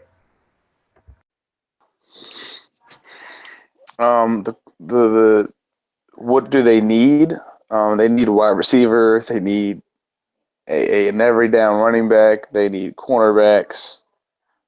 They need depth at the offensive line. They need depth at the linebacker position. They need a lot of things. The one thing that I think they will get this offseason is probably wide receiver. If not wide receiver, then running back. And whether that's through free agency or the draft or whatever, well, I guess we'll have to wait and see on that one because, you know, as much as experts want to guess, who will be drafted when and all that type of stuff, what I mean, it's never a sure bet. So I guess we'll wait and see. But to me, I think wide receiver is what they will get. Who that is, we don't know. That they've already come out and said that they're going hard. They're hardballing for Alshon Jeffrey. But does Alshon Jeffrey want to come here? They seem like they're kind of trying to entice him to come here by getting Chicago's wide receiver coach. But based on what they just did with Jason Peters and accepting his option, that's $9 million that's no longer available. And we only had about $16 million in cap. I mean, hopefully, So I mean, there's a lot of things that determine what position they will seek first.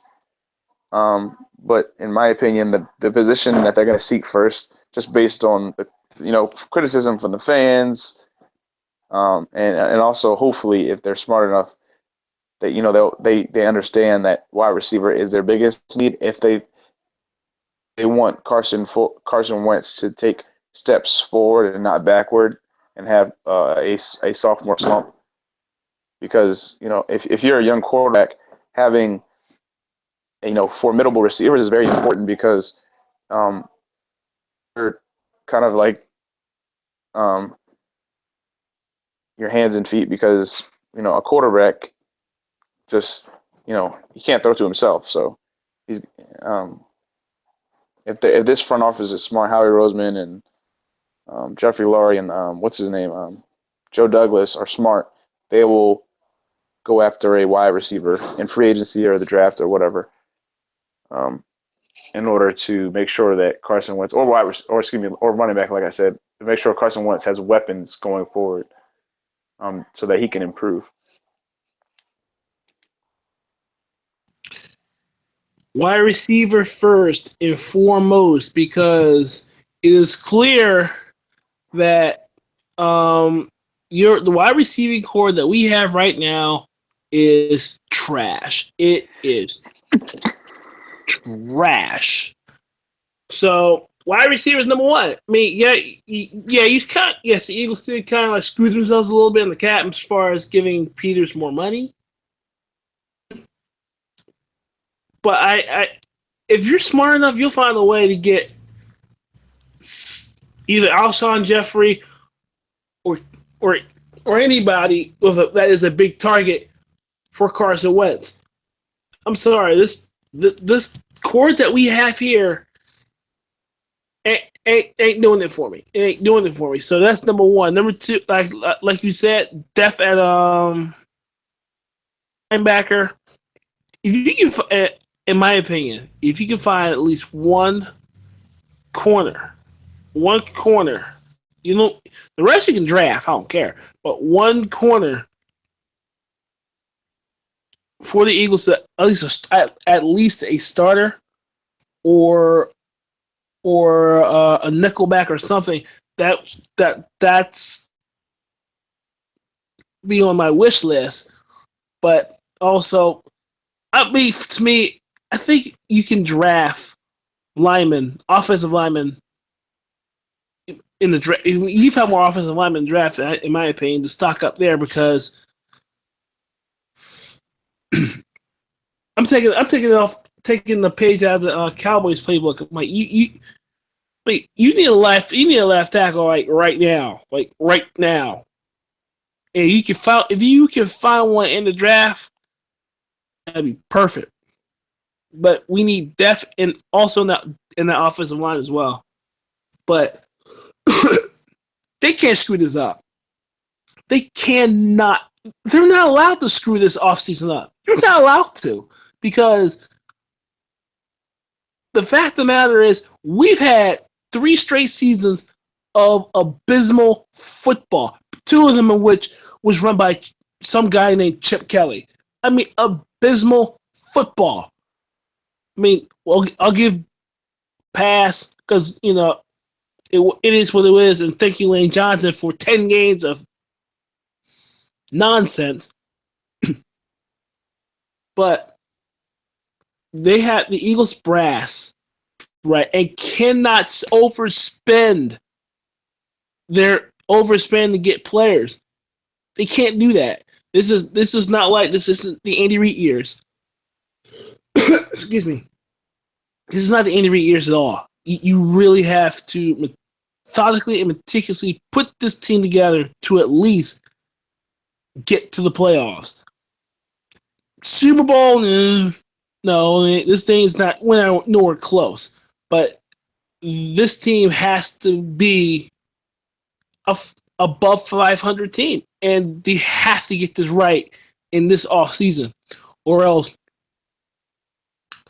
it'll be a long day in the draft. I'll tell you what, particularly in that art museum, a long day.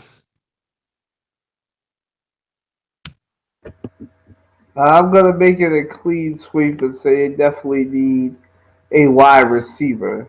But the caveat here is this. Martellus Bennett is going to be a free agent.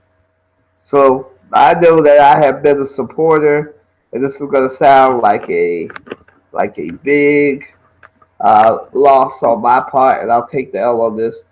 But sometimes you see that once-in-a-lifetime player that's available, and you just need to go for it. And I know the Eagles have Zach Ertz and Brett Selleck, but you could trade one of them and get Martellus Bennett.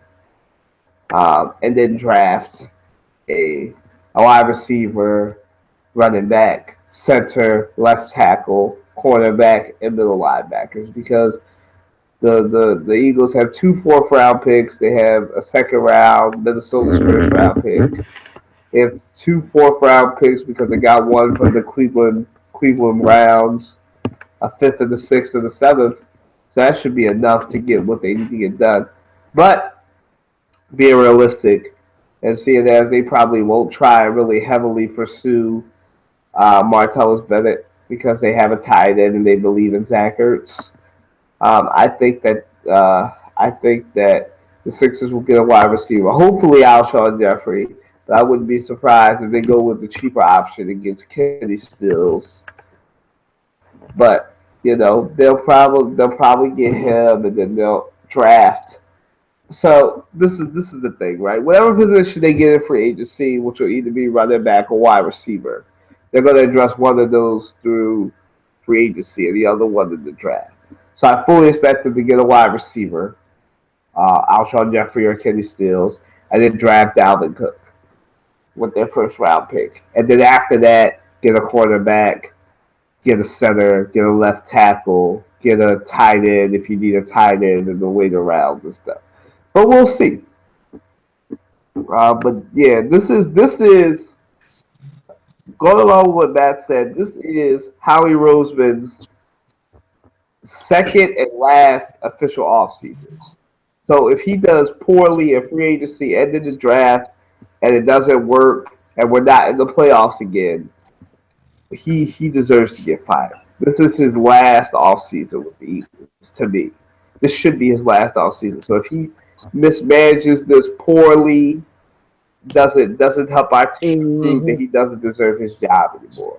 He needs to listen to Joe Young, and the guy who built the Ravens into what they are now.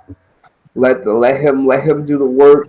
You just make the pick. You just do what he tells you to do. You play like Steve Bannon does to Donald Trump. I know this is like the third or fourth reference to our president, but you play like Steve Bannon does to Donald Trump. Joe Young says, "Get this guy." You ask, "How high?" Get the guy. Just get the guy. Don't even put your Rosemanisms in there. Do what Joe Young tells you to do. And then after that, listen to the fans, get a running back, make sure that in 2017, that in September 2017, we have a running back of the future and a wide receiver of the future on the Eagles roster. You spent enough money on the defense. You don't need to go that far except for getting another linebacker and another quarterback, and that's it. So wide receiver, draft running back, and everything else in the draft. I'm gonna have to stop you there. You telling about some Trey Selleck and something else from Martellus Bennett? You done lost your mind. Wait, look, let me tell you something. First of all, I got Zach Ertz. Zach Ertz is fine. I mean, tried out Brett Selleck as many times as I need to try him out. But as far as Martell, no. It's like, come on. You see what happened with Patrick Chung and Eric Rowe? No, don't give the Patriots more ammunition. You done lost your mind. Well, I was joking, man. I was going with the more realistic option. They don't have enough money for Martellus Bennett. So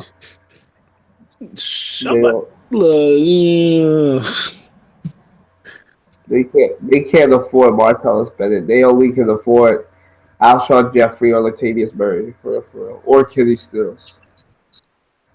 I mean, if you believe unrealistic Eagles fans, they'll find a way to trade their Minnesota's first round pick and Michael Kendricks to Pittsburgh for Antonio Brown, which I seriously doubt. But if that's a reality, then we don't really need a wide receiver in the future. But I doubt that they'll actually be able to get Antonio Brown from Pittsburgh. That's why I don't bring that up on this podcast. I'm just gonna go ahead and wait for this outdoor hockey game between the Flyers and the Penguins. Talking about some nonsense trades like this. Go get yourself killed. I didn't come up with it. I said it was the unrealistic Eagles fans. I'm a realistic Eagles fan. That's why I said they don't have enough money for Martellus Bennett, so they'll either get Alshon Jeffrey, Kenny Stills, or Latavius Murray, and then draft everything else. True. Go on. Well, all right, so moving right along, unless Trey has anything to add. Trey, you got anything?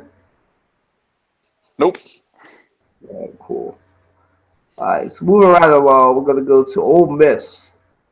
The University of Mississippi has suffered the curse of what all teams get too good when they used to be bad. The NCAA is looking at the University of Mississippi for academic violations, for cheating, ACT test score falsifying, SAT test score falsifying, all the stuff that big time college programs do to make sure they get the best recruits. So the question is the University of Mississippi, also known as Ole Miss, are they in trouble? Go ahead, Matt. Yeah, you in trouble. I mean, my thing is simply this. Okay, you went out and you scouted these kids, and you forget. I mean, it's to me, it gets lost in translation that these are students, these are kids, and you're treating the way recruiting is now. It's just it's ridiculous. It really is ridiculous now. And to me, it's unfortunate that we treat National Signing Day like it's a big thing. Like that's nice and everything, but at the end of the day, you're going to college, you're going to school, you're getting an education, pretty much for free, or paid for by whoever paid for it. So to go ahead and cheat on the ACT, SAT, or whatever test shows your desperation to win and the fact that you can't keep up with Alabama's, the LSU's, and the like. So, to me, this was a very, very, very, very desperate way to get players. And if you have to get players this way, that means there's a internal problem on the inside. I mean, like I say, it's not about them being athletes. They're student athletes. They're kids. They're students first. I mean, I hear this a lot when I was growing up. Like, but put your studies first before everything else. And it is.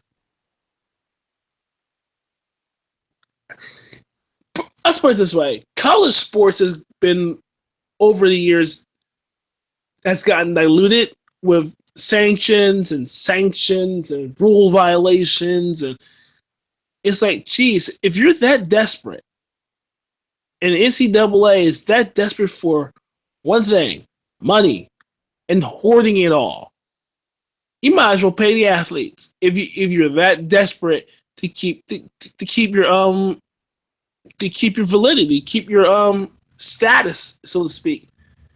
You're basically the minor leagues. You're the minor leagues of football. You're the minor league of football. That's basically where it boils down to. You're the minor league of football. And you're going to go as far as cheat to keep your roster up? Come on, man. This is beyond sad. This is beyond like depressing. This is like, now you're at the point of this is nuts. It's nuts. It's really is. It's nuts because these kids now are there just to play sport and hopefully go into the NFL or NBA. That's it. They're not looking to stay in school very long, and plus you're gonna make money off these kids anyway. So, if you really want to invest in their education, fully invest in their education, and don't use these kids as a marketing ploy to put asses in seats.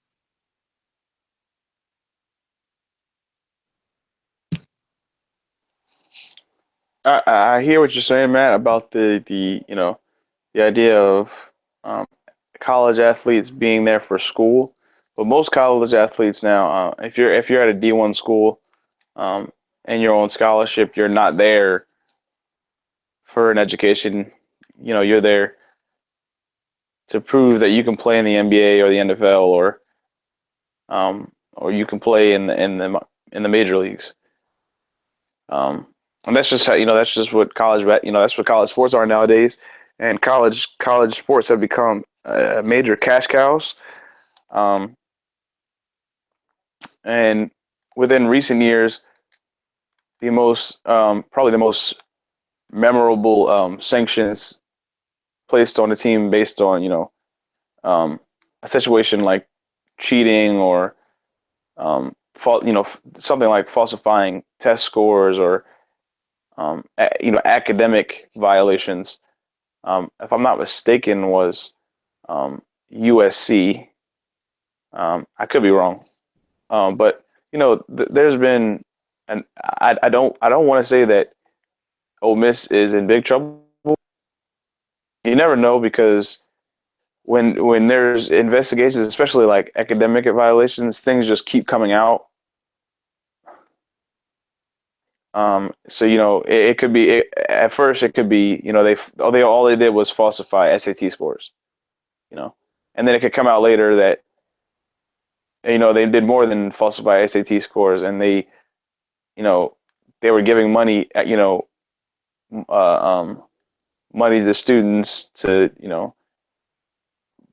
pass class or they were kind of passing money on the teachers to pass students who were clearly failing and should not have been able, but they've been able to play. Or in some cases, you may even have a situation where, excuse, I'm sorry, I'm doing two things at once. You might even have a situation where, you have boosters who are, helping players out in terms of money or other things that they're not supposed to receive outside of their scholarship money. So I mean, could Ole Miss be in big trouble potentially? But as we've seen two great examples of teams who have had previous sanctions for different reasons, but now they've kind of come out on top is USC and Penn State. They were, now I guess this is a football example. I can't think of, I'm failing to think of a basketball example, but both Penn State and USC have both been in situations where they've been sanctioned for, different reasons. And now, they're set to be probably top 10 teams, maybe top 15 teams in the nation next year. So, I mean, is Ole Miss in trouble? Probably. There's probably going to be some sanctions placed because there's no place for academic violations. There's no reason why you should falsify SAT statements, or tests, ACT tests, and make students look better academically in order to have your best players on the floor, and they're not getting anything from it. Especially, like I said, college sports have become cash cows. But the players don't get any benefit other than being able to move on to professional sports. So I mean, it's a tricky issue. I don't think there's a yes or no answer to the question whether or not Ole Miss is in real trouble or not.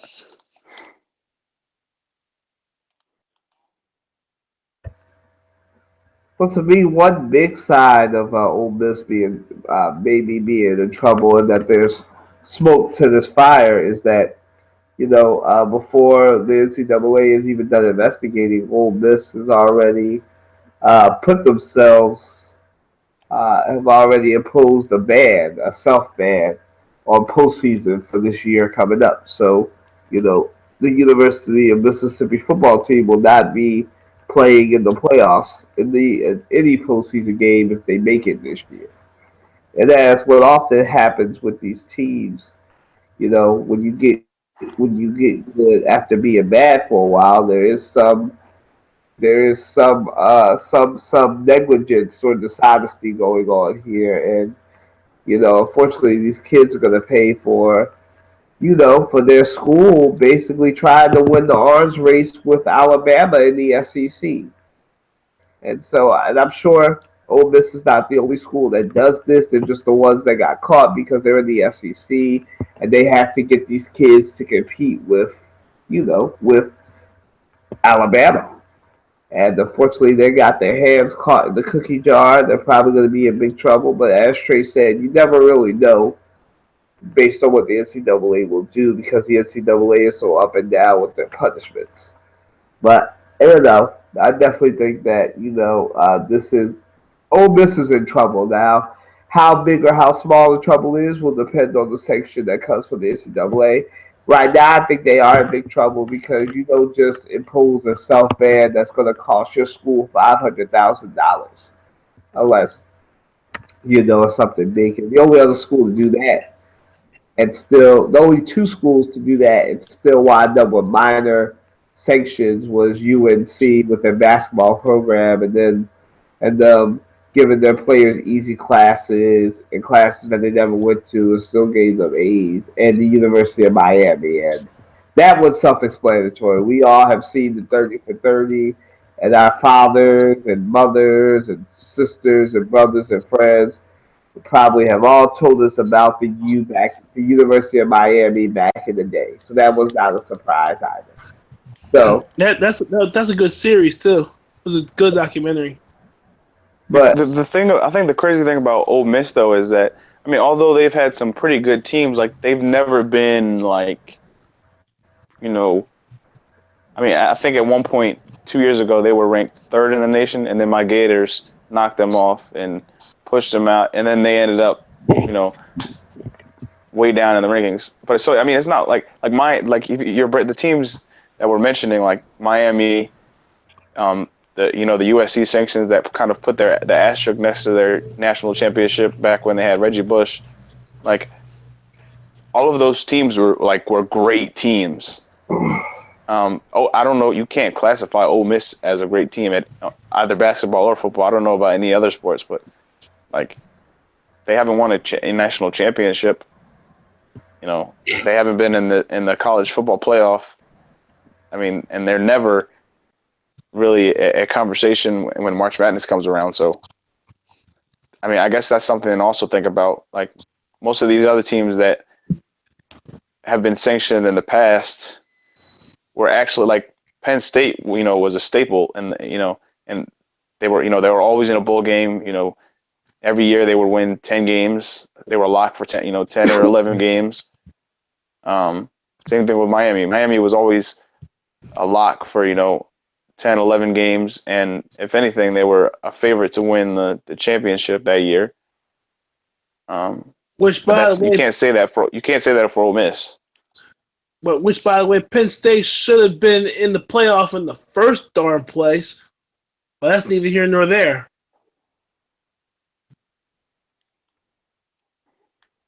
I'm sorry to interrupt you, though, Kylan.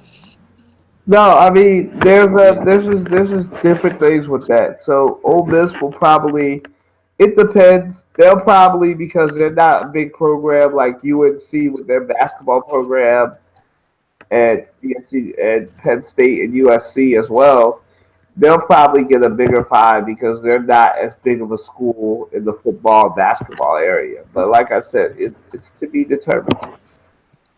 It's still pending, but the NCAA will probably come down hard on them because they went from bad to good in a dishonest way.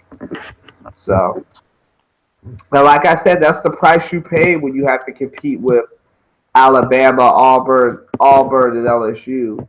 To Trey's point, Penn State just has to compete with Ohio State. USC just has to compete with Stanford. There's not a dominant team like there is in the SEC, where you have Alabama, who's guaranteed to be in the championship, right? So, you do, and I'm not trying to justify it. I'm just saying that, in some cases, in Ole Miss's case, I guess they said, well, we got to compete with Alabama. We might as well cheat. So, they will hopefully suffer the consequences for cheating. If they did cheat. Now, I should say that, these are all still alleged incidents of cheating. AA confirms it, because I don't want to get no nice letter from a lawyer saying not that anybody from Ole Miss in their legal department is probably watching this, but you never know. So just in case. No, I am not. No, I am not saying that Ole Miss definitely did whatever they're accused of. So, on to the next topic. We're going to move on to USA Gymnastics has been in the news for all the wrong reasons. Uh, my doctor, Larry Nasser from Penn State, from Michigan State, he was the doctor slash trainer for the Olympic teams. He's been a trainer for about 30 years. And they've said that it's come out that, he was a sexual predator who would have sex with at least one member of every national team since I think 1968, right? And so a couple of gymnasts, sort of like what happened to uh, Jerry Sandusky, and anything that usually involves a sexual predator, there's usually more than one victim. So a bunch of our gymnasts, most of them unnamed, have come out and said that Dr. Nasser, Mr. Nasser, or the sexual predator, I'm just going to call him the sexual predator, the alleged sexual predator assaulted at least one member of our women's gymnastics team. And they're still trying to figure out if he had any kind of Lord, if he ever had sex with unsolicited, if he ever raped anybody from our more recent national team, so 2012 and our 2016 team, and the only people, and if you notice, the only two recurring names from that team would have been Gabby Douglas and Allie Raisman from 2016 and 2012. So that is still pending. They still want to talk to them, to all the members of the past two Olympic teams. But this is horrible. And I'm gonna close it, but I'm gonna let Matt go because I know he probably has some strong feelings on this. And again, guys, before he goes, just a disclaimer before you go back, because somebody's probably going to ask. This is unfortunately, it seems like every week there's a story about somehow in a sport there's a sexual predator somewhere in the sport or on the coaching staff, in the training staff or something. So I'm not just picking these stories to pick these stories. These are stories that are valuable during the week or during the month that I find interesting to talk about. So go ahead, Matt. First of all, it is an honor and a privilege to be be part of the Olympic team, as far as support staff is concerned, whether you're a trainer or the like. These are professional athletes, and they're trying to compete at the highest level. And your job, and you're supposed to do your job. Now, as far as going out of your way and having sex, whether it's conflict of interest in my view. If you can't control yourself, you have to remove yourself. But at the same time, when you're that arrogant, and you've been this arrogant for this long, that's a problem. That is a very serious problem. And, when people have that arrogance of themselves, they got away with it one time, and and it's a legacy of things. It becomes a legacy, and now it's coming into the surface. These are young girls. These are girls, much 20s to some degree in teenage years.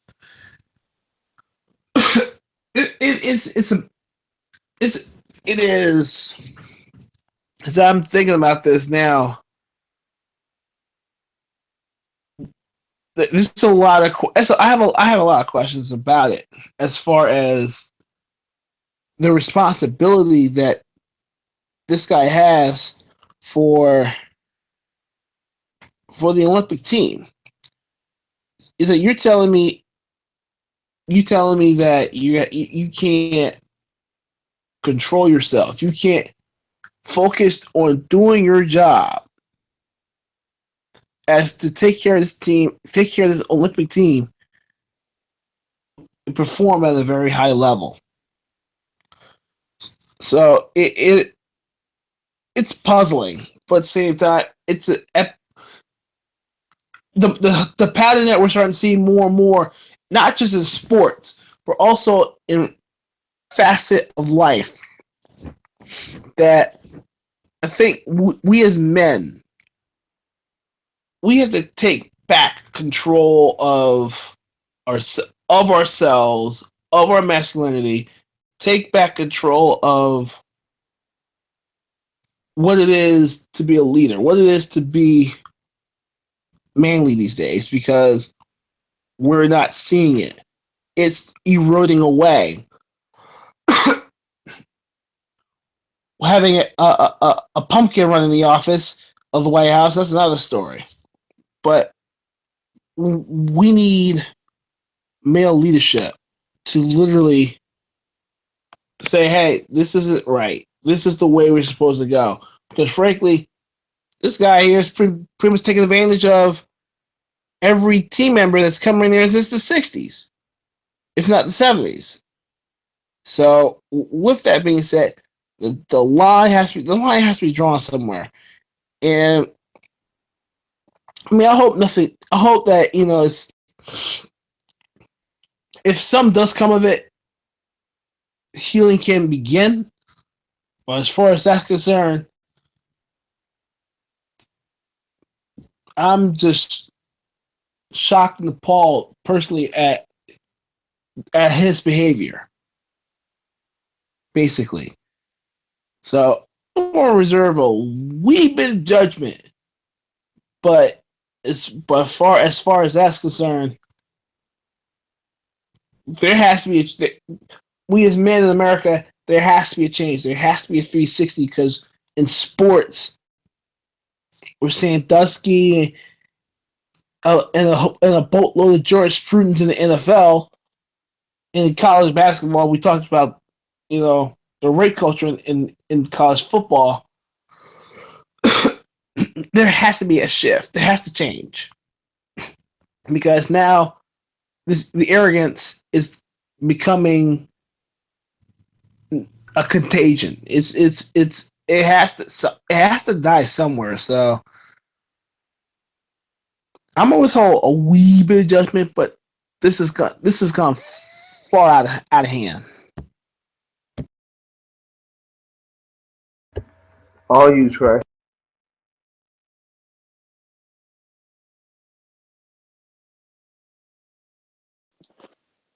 This is, I mean, like Colin was mentioning, kind of, the idea that just in sports in general, there seems to be this culture of, um, well, we've been talking about the idea of this culture of sexual abuse on college campuses.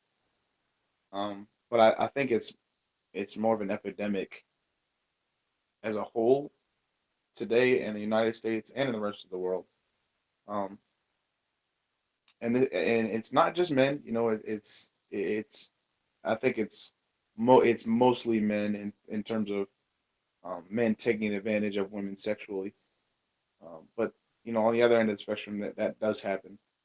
Um, but I think this has to do, a situation like this, um, is, you don't want to hear about it. It's not something that is,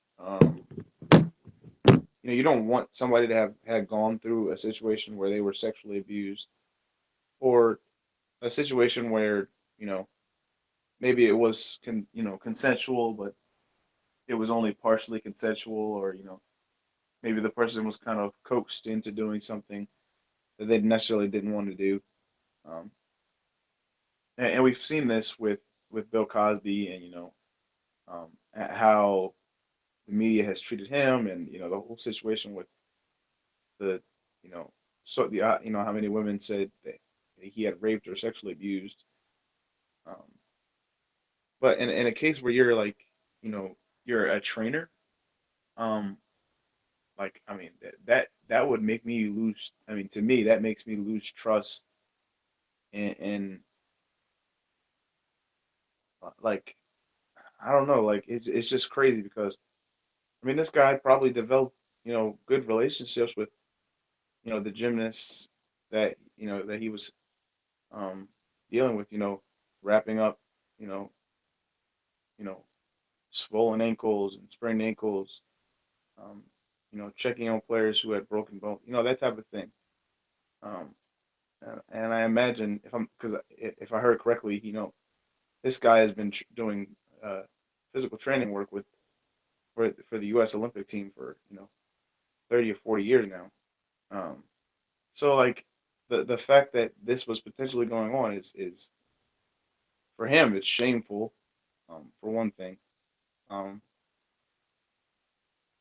and then it puts a stain on the U.S. Olympics, I think, um, because I mean it was going on and nobody knew about it, or no one said anything about it. Usually in situations like this, people come out afterward, well after the fact, and sometimes in many cases don't actually ever come out and say anything.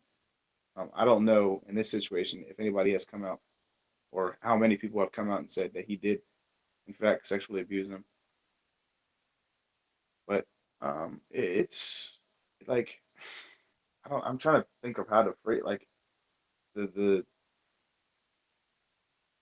the idea of wanting to take advantage of someone sexually, um, especially as a man. Like Matt was saying, you have to learn how to control your sexual desires, um, and then you also have to learn how to just be a man.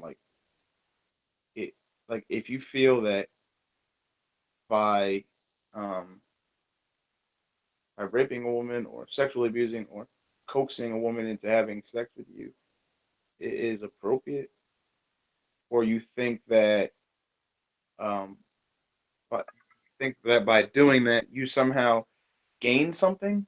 I mean, you really don't.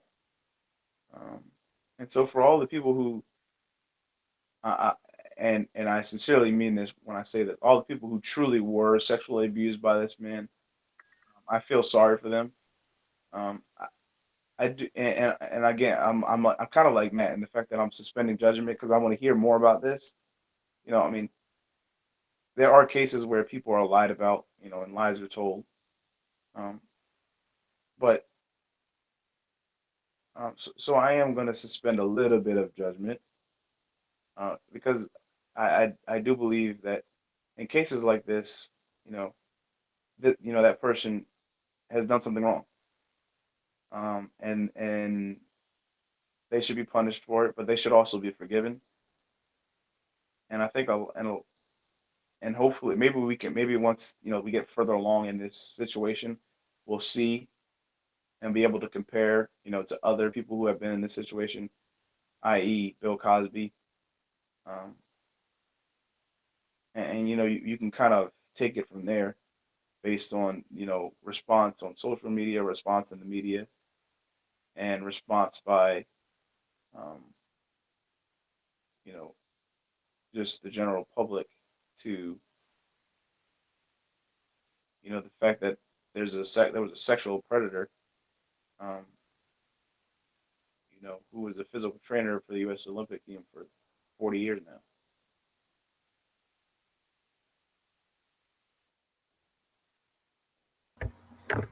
So I just think it's horrible that this guy was allowed to basically doing this not at the Olympics. I guess there should be a clarification here. This guy was doing this for 30 years, not necessarily at the Olympics, but at their ranch where they would train with the people. So basically, they hired him when they started. So in the 60s, I think 68, 67 is when the current coach and her husband Well, the former coach because she retired, but where she came in. I think I watched the documentary of her. I think Martha Caroli and her husband came in '68, and they were former gymnasts with the Russian team. And these, for lack of a better term, sexual acts would happen at the ranch where they would spend 2 weeks at to prepare for the Olympics, right?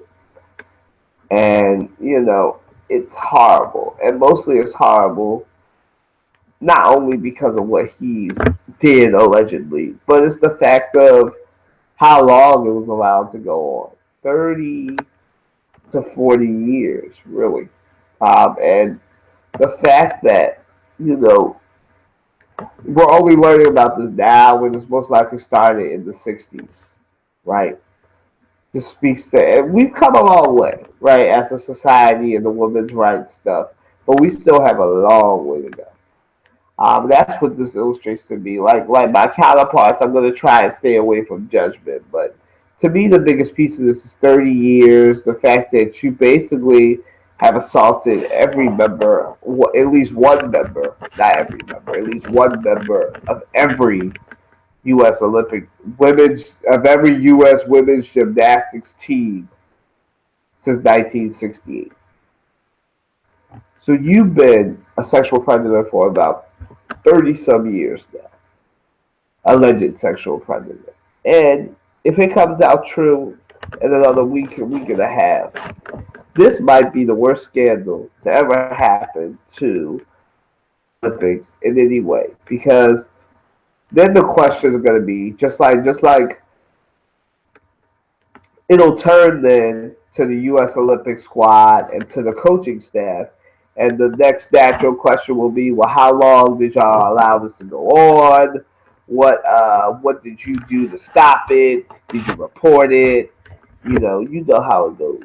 And unfortunately, I think that yes, as Matt and CT3 said, like, it's going to be when you take the train back or up the Amtrak train, it's going to be a rough ride or you drive or whatever, especially as this thing goes on. Because then the thing is, well, what are you going to do at the Olympic Committee to punish America for letting this happen? And blah, blah, blah, blah. Like, at this point, and I'm not trying to trivialize sexual assault. Sexual assault is one of the worst crimes ever committed by any human being.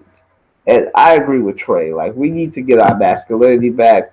We need to fight back against this culture that says, this culture, especially as men, where we're encouraged that no is just a yes waiting to be changed into a yes through your sexual act, or you're satisfying enough for her to let you get in. And it's a bad way. It's a bad precedent that we are setting as a society, where we're devaluing a woman's choice to say no to a man that wants to have sex with her. And this is how you get people like Dr. Nasser and all these other people. And it's a shame because we were really doing good work to help in the fight against cancer, help with this Iditarod stuff that they do for these dogs in Alaska and everything else. And it's just a shame that it's going to be ruined by an arrogant guy who was I wasn't born in '68. None of us were on this podcast, but just the fact that it's just been that long says so much. And to me, I'm just wondering, when did the coach know? When did they inform the IOs, the U.S. Olympic Committee? How long has this been going on? Was there a cover up and all that other stuff? So unless somebody has something to add, we're just going to move right along to our next topic, which would be our beloved 76ers. But that, I don't have any more. So, we're going to start with the biggest news that come out this week, which is Ben Simmons not playing with a foot injury. So here are the questions, guys. So, what do you think about the Ben Simmons injury? We already talked ad nauseum about the Nerlens Noel trade, so that's fine. But So will Jallo Okafor still be on this team next year as well? So that's our two questions. What do you think about the Ben Simmons injury? And does Jallo Okafor have a future on the 76ers roster? Go ahead, Trey. I mean, I wasn't necessarily too surprised, but I was surprised. I saw another article on ESPN that said that Ben Simmons was heartbroken, that he's not going to play for the rest of the season, which says to me, that means that they weren't they're not in communication with him, letting him know, um, whether or not he's going to play. Like the fact that he's been supposedly he's not healthy enough to play, even though we know that he is. Um, and they've been holding him out, and this guy clearly wants to play. Clearly wants to play. He clearly has, um, he clearly has a desire to play. I mean, he's able to practice, yet he's not healthy enough to play. You know, um, full on, game speed basketball. Um, but what worries me is that that article title. I didn't really read the article, but it said Ben's Sixers star or Sixers rookie star or whatever, heartbroken that he's not playing for the rest of the year or whatever. So I mean, and I want to see Ben Simmons. I want to see what he has. Can he be the point forward that they want him to be? I think he may be able to do that. Um, um, and in terms of what the Sixers want to do with this money that they have in free agency, I thought that they needed to play Ben Simmons and Joel Embiid together this year in order to attract. Even if you can't attract a top rater, maybe you can attract a more of a middle tier guy that at least can be a staple on your team in the future. Um, but as to the second piece, I forgot what the second question was.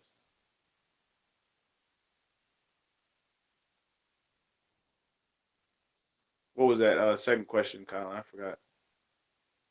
Uh, your favorite topic. Does Jalil Okafor have a future? Is there a spot for him next year on the team? Oh, right, right. Maybe I was saying this to Colin before the podcast, and I said this last night. Jalil Okafor, his game is centered around his offense. That's his strength. And yes, a good coach will teach him how to play better positional defense. I don't think he's not very talented on defense. Um, yes, a good coach will be able to harness whatever ability he has in terms of rebounding, but that's not his game. His game is an offensive game, and I keep bringing up the comparison because it's to me it's the best comparison I can think of is Greg Monroe, um, and because he's that type of player, I don't think he fits well next to Joel Embiid. I know some people um, disagree with me, but I don't think he fits well next to Joel Embiid, and I don't think he's an insurance policy for Joel Embiid. Um, I think a better, not insurance policy, but a better player next to him is a guy who's a power forward slash center, um, but center as a secondary position, not primary position, who can shoot at least a solid mid range and can maybe even pass the ball a little bit. Um, that type of player fits better next to Joel Embiid. More of a hustle player is going to get rebounds and that type of thing. Um, because Joel Embiid is going to be your top scorer or maybe you know your number two. Maybe he's either going to be your number one or number two option. Maybe even possibly a third option. Based on how things play out. But he's going to be one of your better players who gives you, you know, 18, 19, 20 points a game, 8 rebounds, 2 blocks, that type of thing. And that's what Joel Embiid is capable of. Although he's been injury prone, when he's healthy, that's what he's going to give you. And that type of player, you need somebody to be able to play off of. A good example of two big men who I think fit well together are, Anthony Davis, and we'll see whether or not this is the case because sometimes things look good on the surface and then they don't turn out to be. Anthony Davis and DeMarcus Cousins seem to be able to play well together. DeMarcus Cousins and Anthony Davis can play both the 4 and the 5. Anthony Davis more so is more suited to play the power forward position because he's a little bit smaller, but both can play the 4 and the 5, and they can do it well. They can do it efficiently. Both of them have developed a good mid range and 3-point jump shot. They're both, or Anthony Davis is much better on the defensive end, but DeMarcus Cousins brings more of a playmaking ability to kind of put the ball on the floor and do something with it. Whereas Anthony Davis is more of a guy who's going to be setting picks, rolling to the basket, catching the ball, finishing. He's not really he's not really going to post up. He's going to so because of that they're able to play off of each other. Their games kind of bounce off of each other. But is Jaleel on the team next year? Clearly they can't trade him because the trade deadline is passed, and he still has 2 years left, I believe, on his contract. So I believe that he will be on the he'll be on the team next year. But I think at some point next year they will trade him if they can.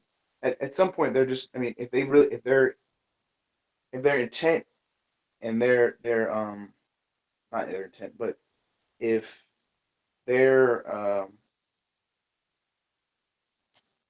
thinking about Jahlil Okafor is that he's not the player that we thought he was, or he's not part of the future of our franchise, then they're going to trade him, and eventually I think they will have to, because let's say that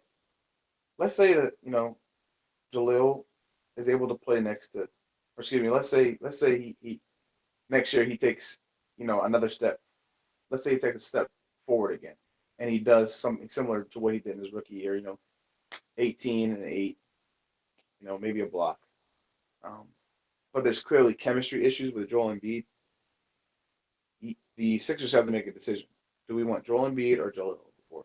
And at that point, to me, I think clearly Joel Embiid. You take Joel Embiid over Joel Okafor. And I do believe that next year Joel Okafor will be on the team for some period of time, whether that's a month, 2 months, 3 months, up until the trade deadline. I don't know. But I think they will trade him, and I think actually his stock will go up. So, it might be hard to believe, but I think his stock will actually go up next year. I think they're going to play him a little bit more minutes because they understand, okay, hey, if we're going to trade somebody, we got to actually play him so people can see him on the court. Yes, he will be on the team next year, but I don't think he'll be on the team very long. I think they're going to try to play him next to Joel Embiid when they can. And then remember, they also have Ben Simmons, who, when he's not playing that that point guard position, is kind of going to be like a small forward, power forward. So there's the funny thing is that even though they traded Nerlens, they're still, somewhat of a logjam because now, it really is a logjam now because you have Joel Embiid, Jahlil Okafor, Rashawn Holmes, Dario Saric, Andrew Bogut, Tiago Splitter, and I believe there's one or two other guys off the bench that are big men. So it's like you got 5, 6, 7 big men, but nothing really to do with nothing. Um, you have no real plans for what you want to do with these assets and these players going forward.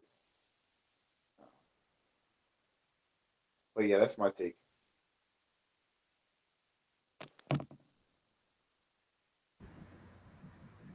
Here you go. Right. um.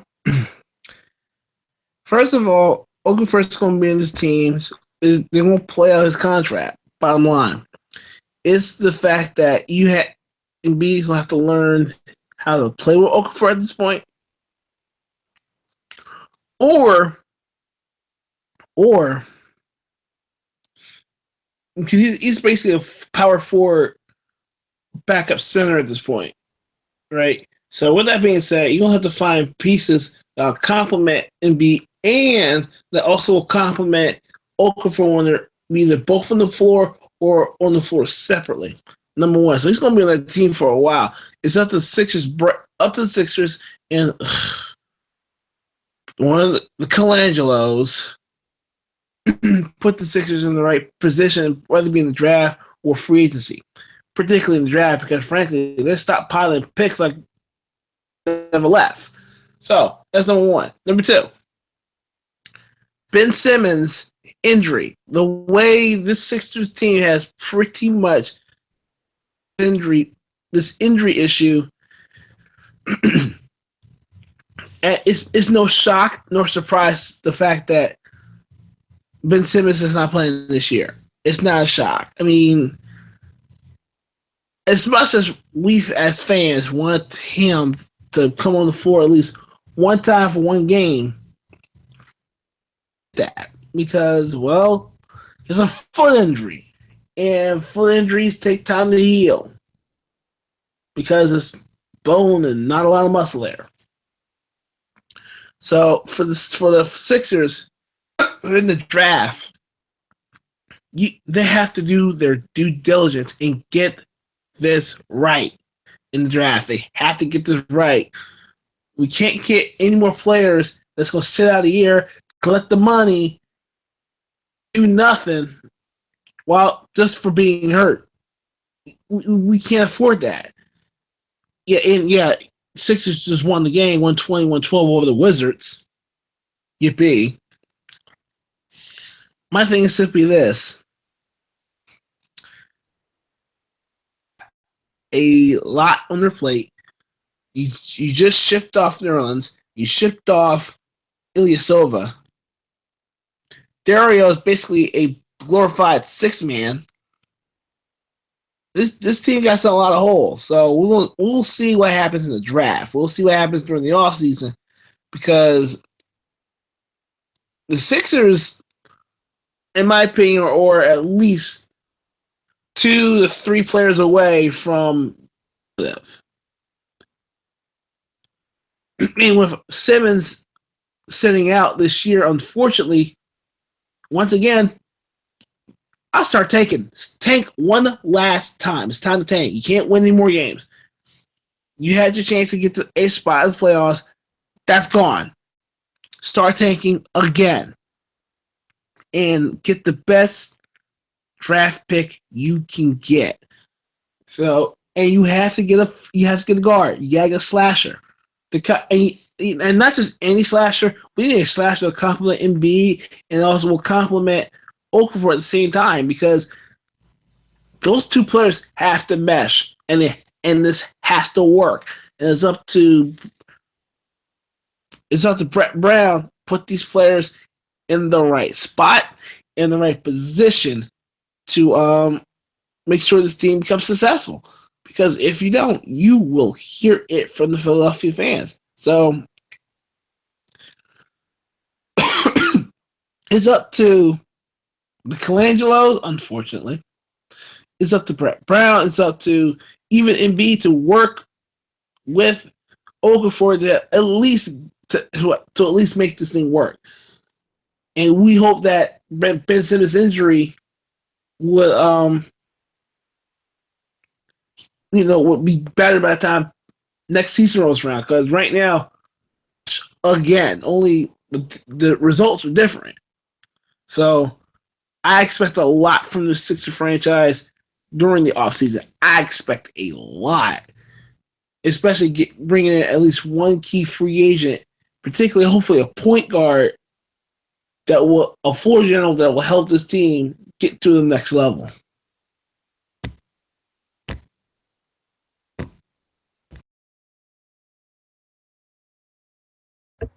All right. To not rehash what we talked about last night, I definitely think that there is room for Jalil Okafor on the 76ers. I think that what will happen in the offseason is they will hopefully convert him to power forward. To teach him to be a combo of a Greg Monroe and what he actually is, which is an offensive power forward with a jump shot. He definitely needs to work on his jump shot. I don't expect him to be a 3-point shooter, but I expect him to have the jump shot. I expect him to combine his uncanny offensive ability with a jump shot of a Tim Duncan. Now, will he ever be as good as Tim Duncan? No. But I expect him to start working on bulking up, on getting rebounds, and all of that is coaching. But I definitely think there's a spot for him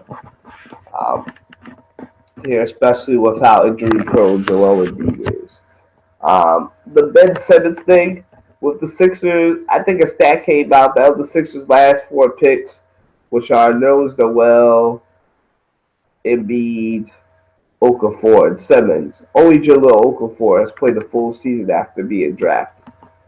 So, the 76ers have a penchant for selecting people with an injury history. The main 3 culprits of that being Nerlens Noel, Joel Embiid, and Ben Simmons, because Jalil had no injuries when he came over from college, so his is not in the beginning a professional injuries like Embiid, Noel, and Simmons. But I digress. I think there's definitely a spot for Jalil Okafor. I think, like I said, I think he needs to develop a shot, get his own trainer, and do what he needs to do to play basketball. He's definitely showing the maturity in that he may end up being, if the 76ers keep him, a key player, a person who can lead them. Because, this Jalil Okafor is way better as a person and his behavior off the court than he was last year. And so there's that. So I definitely think that's a spot for him. The Ben Simmons thing really didn't surprise me. I'm enjoying trade just because I knew he wasn't. Well, I thought a long time ago once he hurt himself during summer league that they weren't going to let him play because the Sixers usually they expect their rookies to stay healthy so they can get some good work out of them for their first season. But like I said, the last 3 out of 4 times that they drafted with a top pick, the only one to complete the season has been Jalil Okafor. And so I really do hope that Ben Simmons takes the necessary precautions, comes back, and is able to play well with Embiid and Okafor. And that'll be our big 3. And then all you really need after that is the actual point guard, another big man, another a small forward or something, or a power forward maybe. And then I think it's gravy for the 76ers, but that's just me. I think that the 76ers are on the right path. They won the day, so they're 23-35. But I think that they can win more games. They have 26 games to go. Now, will they make the playoffs? No, they probably won't make the playoffs. But, they have something to build on. They need to keep working, keep getting these guys working, especially now that Nerlens Noel is gone. Which is why I said the Nerlens Noel trade is good because it got Jalil Okafor and Holmes off the bench. It opened up Dario Saric to be able to play and everything. So it was a good move in the retrospect. But we'll see. And I definitely think there's a spot for Ja. I think that the Sixers, I think that Ben Simmons will be a force if he can stay healthy. And that's my thoughts on it. And so to wrap this up, here is my hot take. It might be time for the Colangelos to go. Now, to understand where I'm coming from in this, you have to understand that the Colangelos were forced on the 76ers last year when the NBA made Sam Hinkie step down, and the NBA appointed the Colangelos to come in and right the ship and make the Sixers better after 3 horrible years of losing.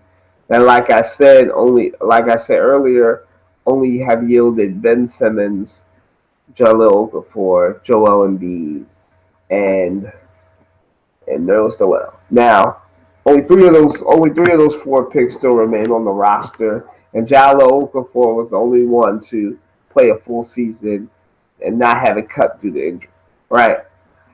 And so, and 2/3 of that is very injury prone, that being Ben Simmons and Joel Embiid. Now, Joel Embiid may very well, despite the fact that he might get injured a lot, may justify, depending on how long his playing career is, why the process mattered. Maybe he'll stick with the 76ers. He'll help us get some rings and everything, which I really do hope that he does. I am a Sixers fan. So I definitely want that, right? But I don't think it'll be because of the Colangelos, because the Colangelos have lied to us. They lied to us about Ben Simmons. They lied to us about Joel Embiid's injury. We had to find out through a leak. They handled Jalil Okafor's trade very immaturely. They sat him to drum up interest when they knew there wasn't a deal to be had. They kept him in limbo as they kept trying to trade him, but really wound up trading Nerlens Noel. And sometimes you just have poor management. Now the Colangelos did a good job of setting up the Raptors and the Suns to what they are now. But let's look at the Suns and the Raptors, right? Now the Raptors, when the Colangelos ran it, they had Vince Carter and Tracy McGrady, right? And so that team never went anywhere except for the Eastern Conference semifinals. It never made it to a final. So there's that. Then they also had the Phoenix Suns back with Steve Nash, Amari Stoudemire, and Shawn Marion were in their primes. And the real brainchild behind that team was Steve Kerr. Steve Kerr was the one who made the trade for Shaq. Steve Kerr was the one who tried to got Boris Diaw and all those players that you now know of because of the Phoenix Suns. So I submit to you that the Colangelos, while they're good to okay general managers, they never built a team from the ground up a day in their lives, right? And so now the NBA expects us to trust them when they've lied to us. Now this is something you can get away with in Phoenix and Toronto, but this town outside of when football is playing is a basketball town. This is the town of Iverson and Dr. J and Wilt Chamberlain. This is a basketball mecca. Don't lie to us. It would have been better for the Colangelos to just tell us, Embiid has a partially torn meniscus. He'll probably need surgery in the summer, and he probably won't play. He'll probably play sparingly during the rest of the season. Right? Honesty is the best policy, especially here in Philadelphia. And the Colangelos, while they're good, they're becoming more the all-star. The people you bring in to form an all-star team, they're good. They were able to get Coach K to agree to be the coach of the USA Olympic men's basketball team, commit to that for 10 years, get 3 to 5 year commitments from the players and everything. But it seems like the Colangelos, and I'll wrap up with this. It seems like the Colangelos are more built to build all-star teams than they are to build actual teams. I haven't seen nothing this bad in Philadelphia, be forced on Philadelphia this badly and not work out and fall so quickly than the School Reform Commission. And the School Reform Commission was forced on Philadelphia. And just to see what they're doing to the team. Yes, this is their first full year, but like Howie Roseman, if they don't start proving it to us this offseason, this needs to be the Colangelo's final year. They need to go. That was the hot take by yours truly. Next week, I would like for CT3 to do his hot take, and then the following week we will have Matty Ice come in with his. We thank you all so much for listening. Thank you for listening to 2 days straight of us with the trade deadline special and the crossover and the regular show. Thank you so much. As usually happens with the show, we start on a Friday and on a Saturday. So definitely thank you for coming out. Thank you for chilling with us. Have a good weekend. Enjoy the nice weather. East Coast. Deuces.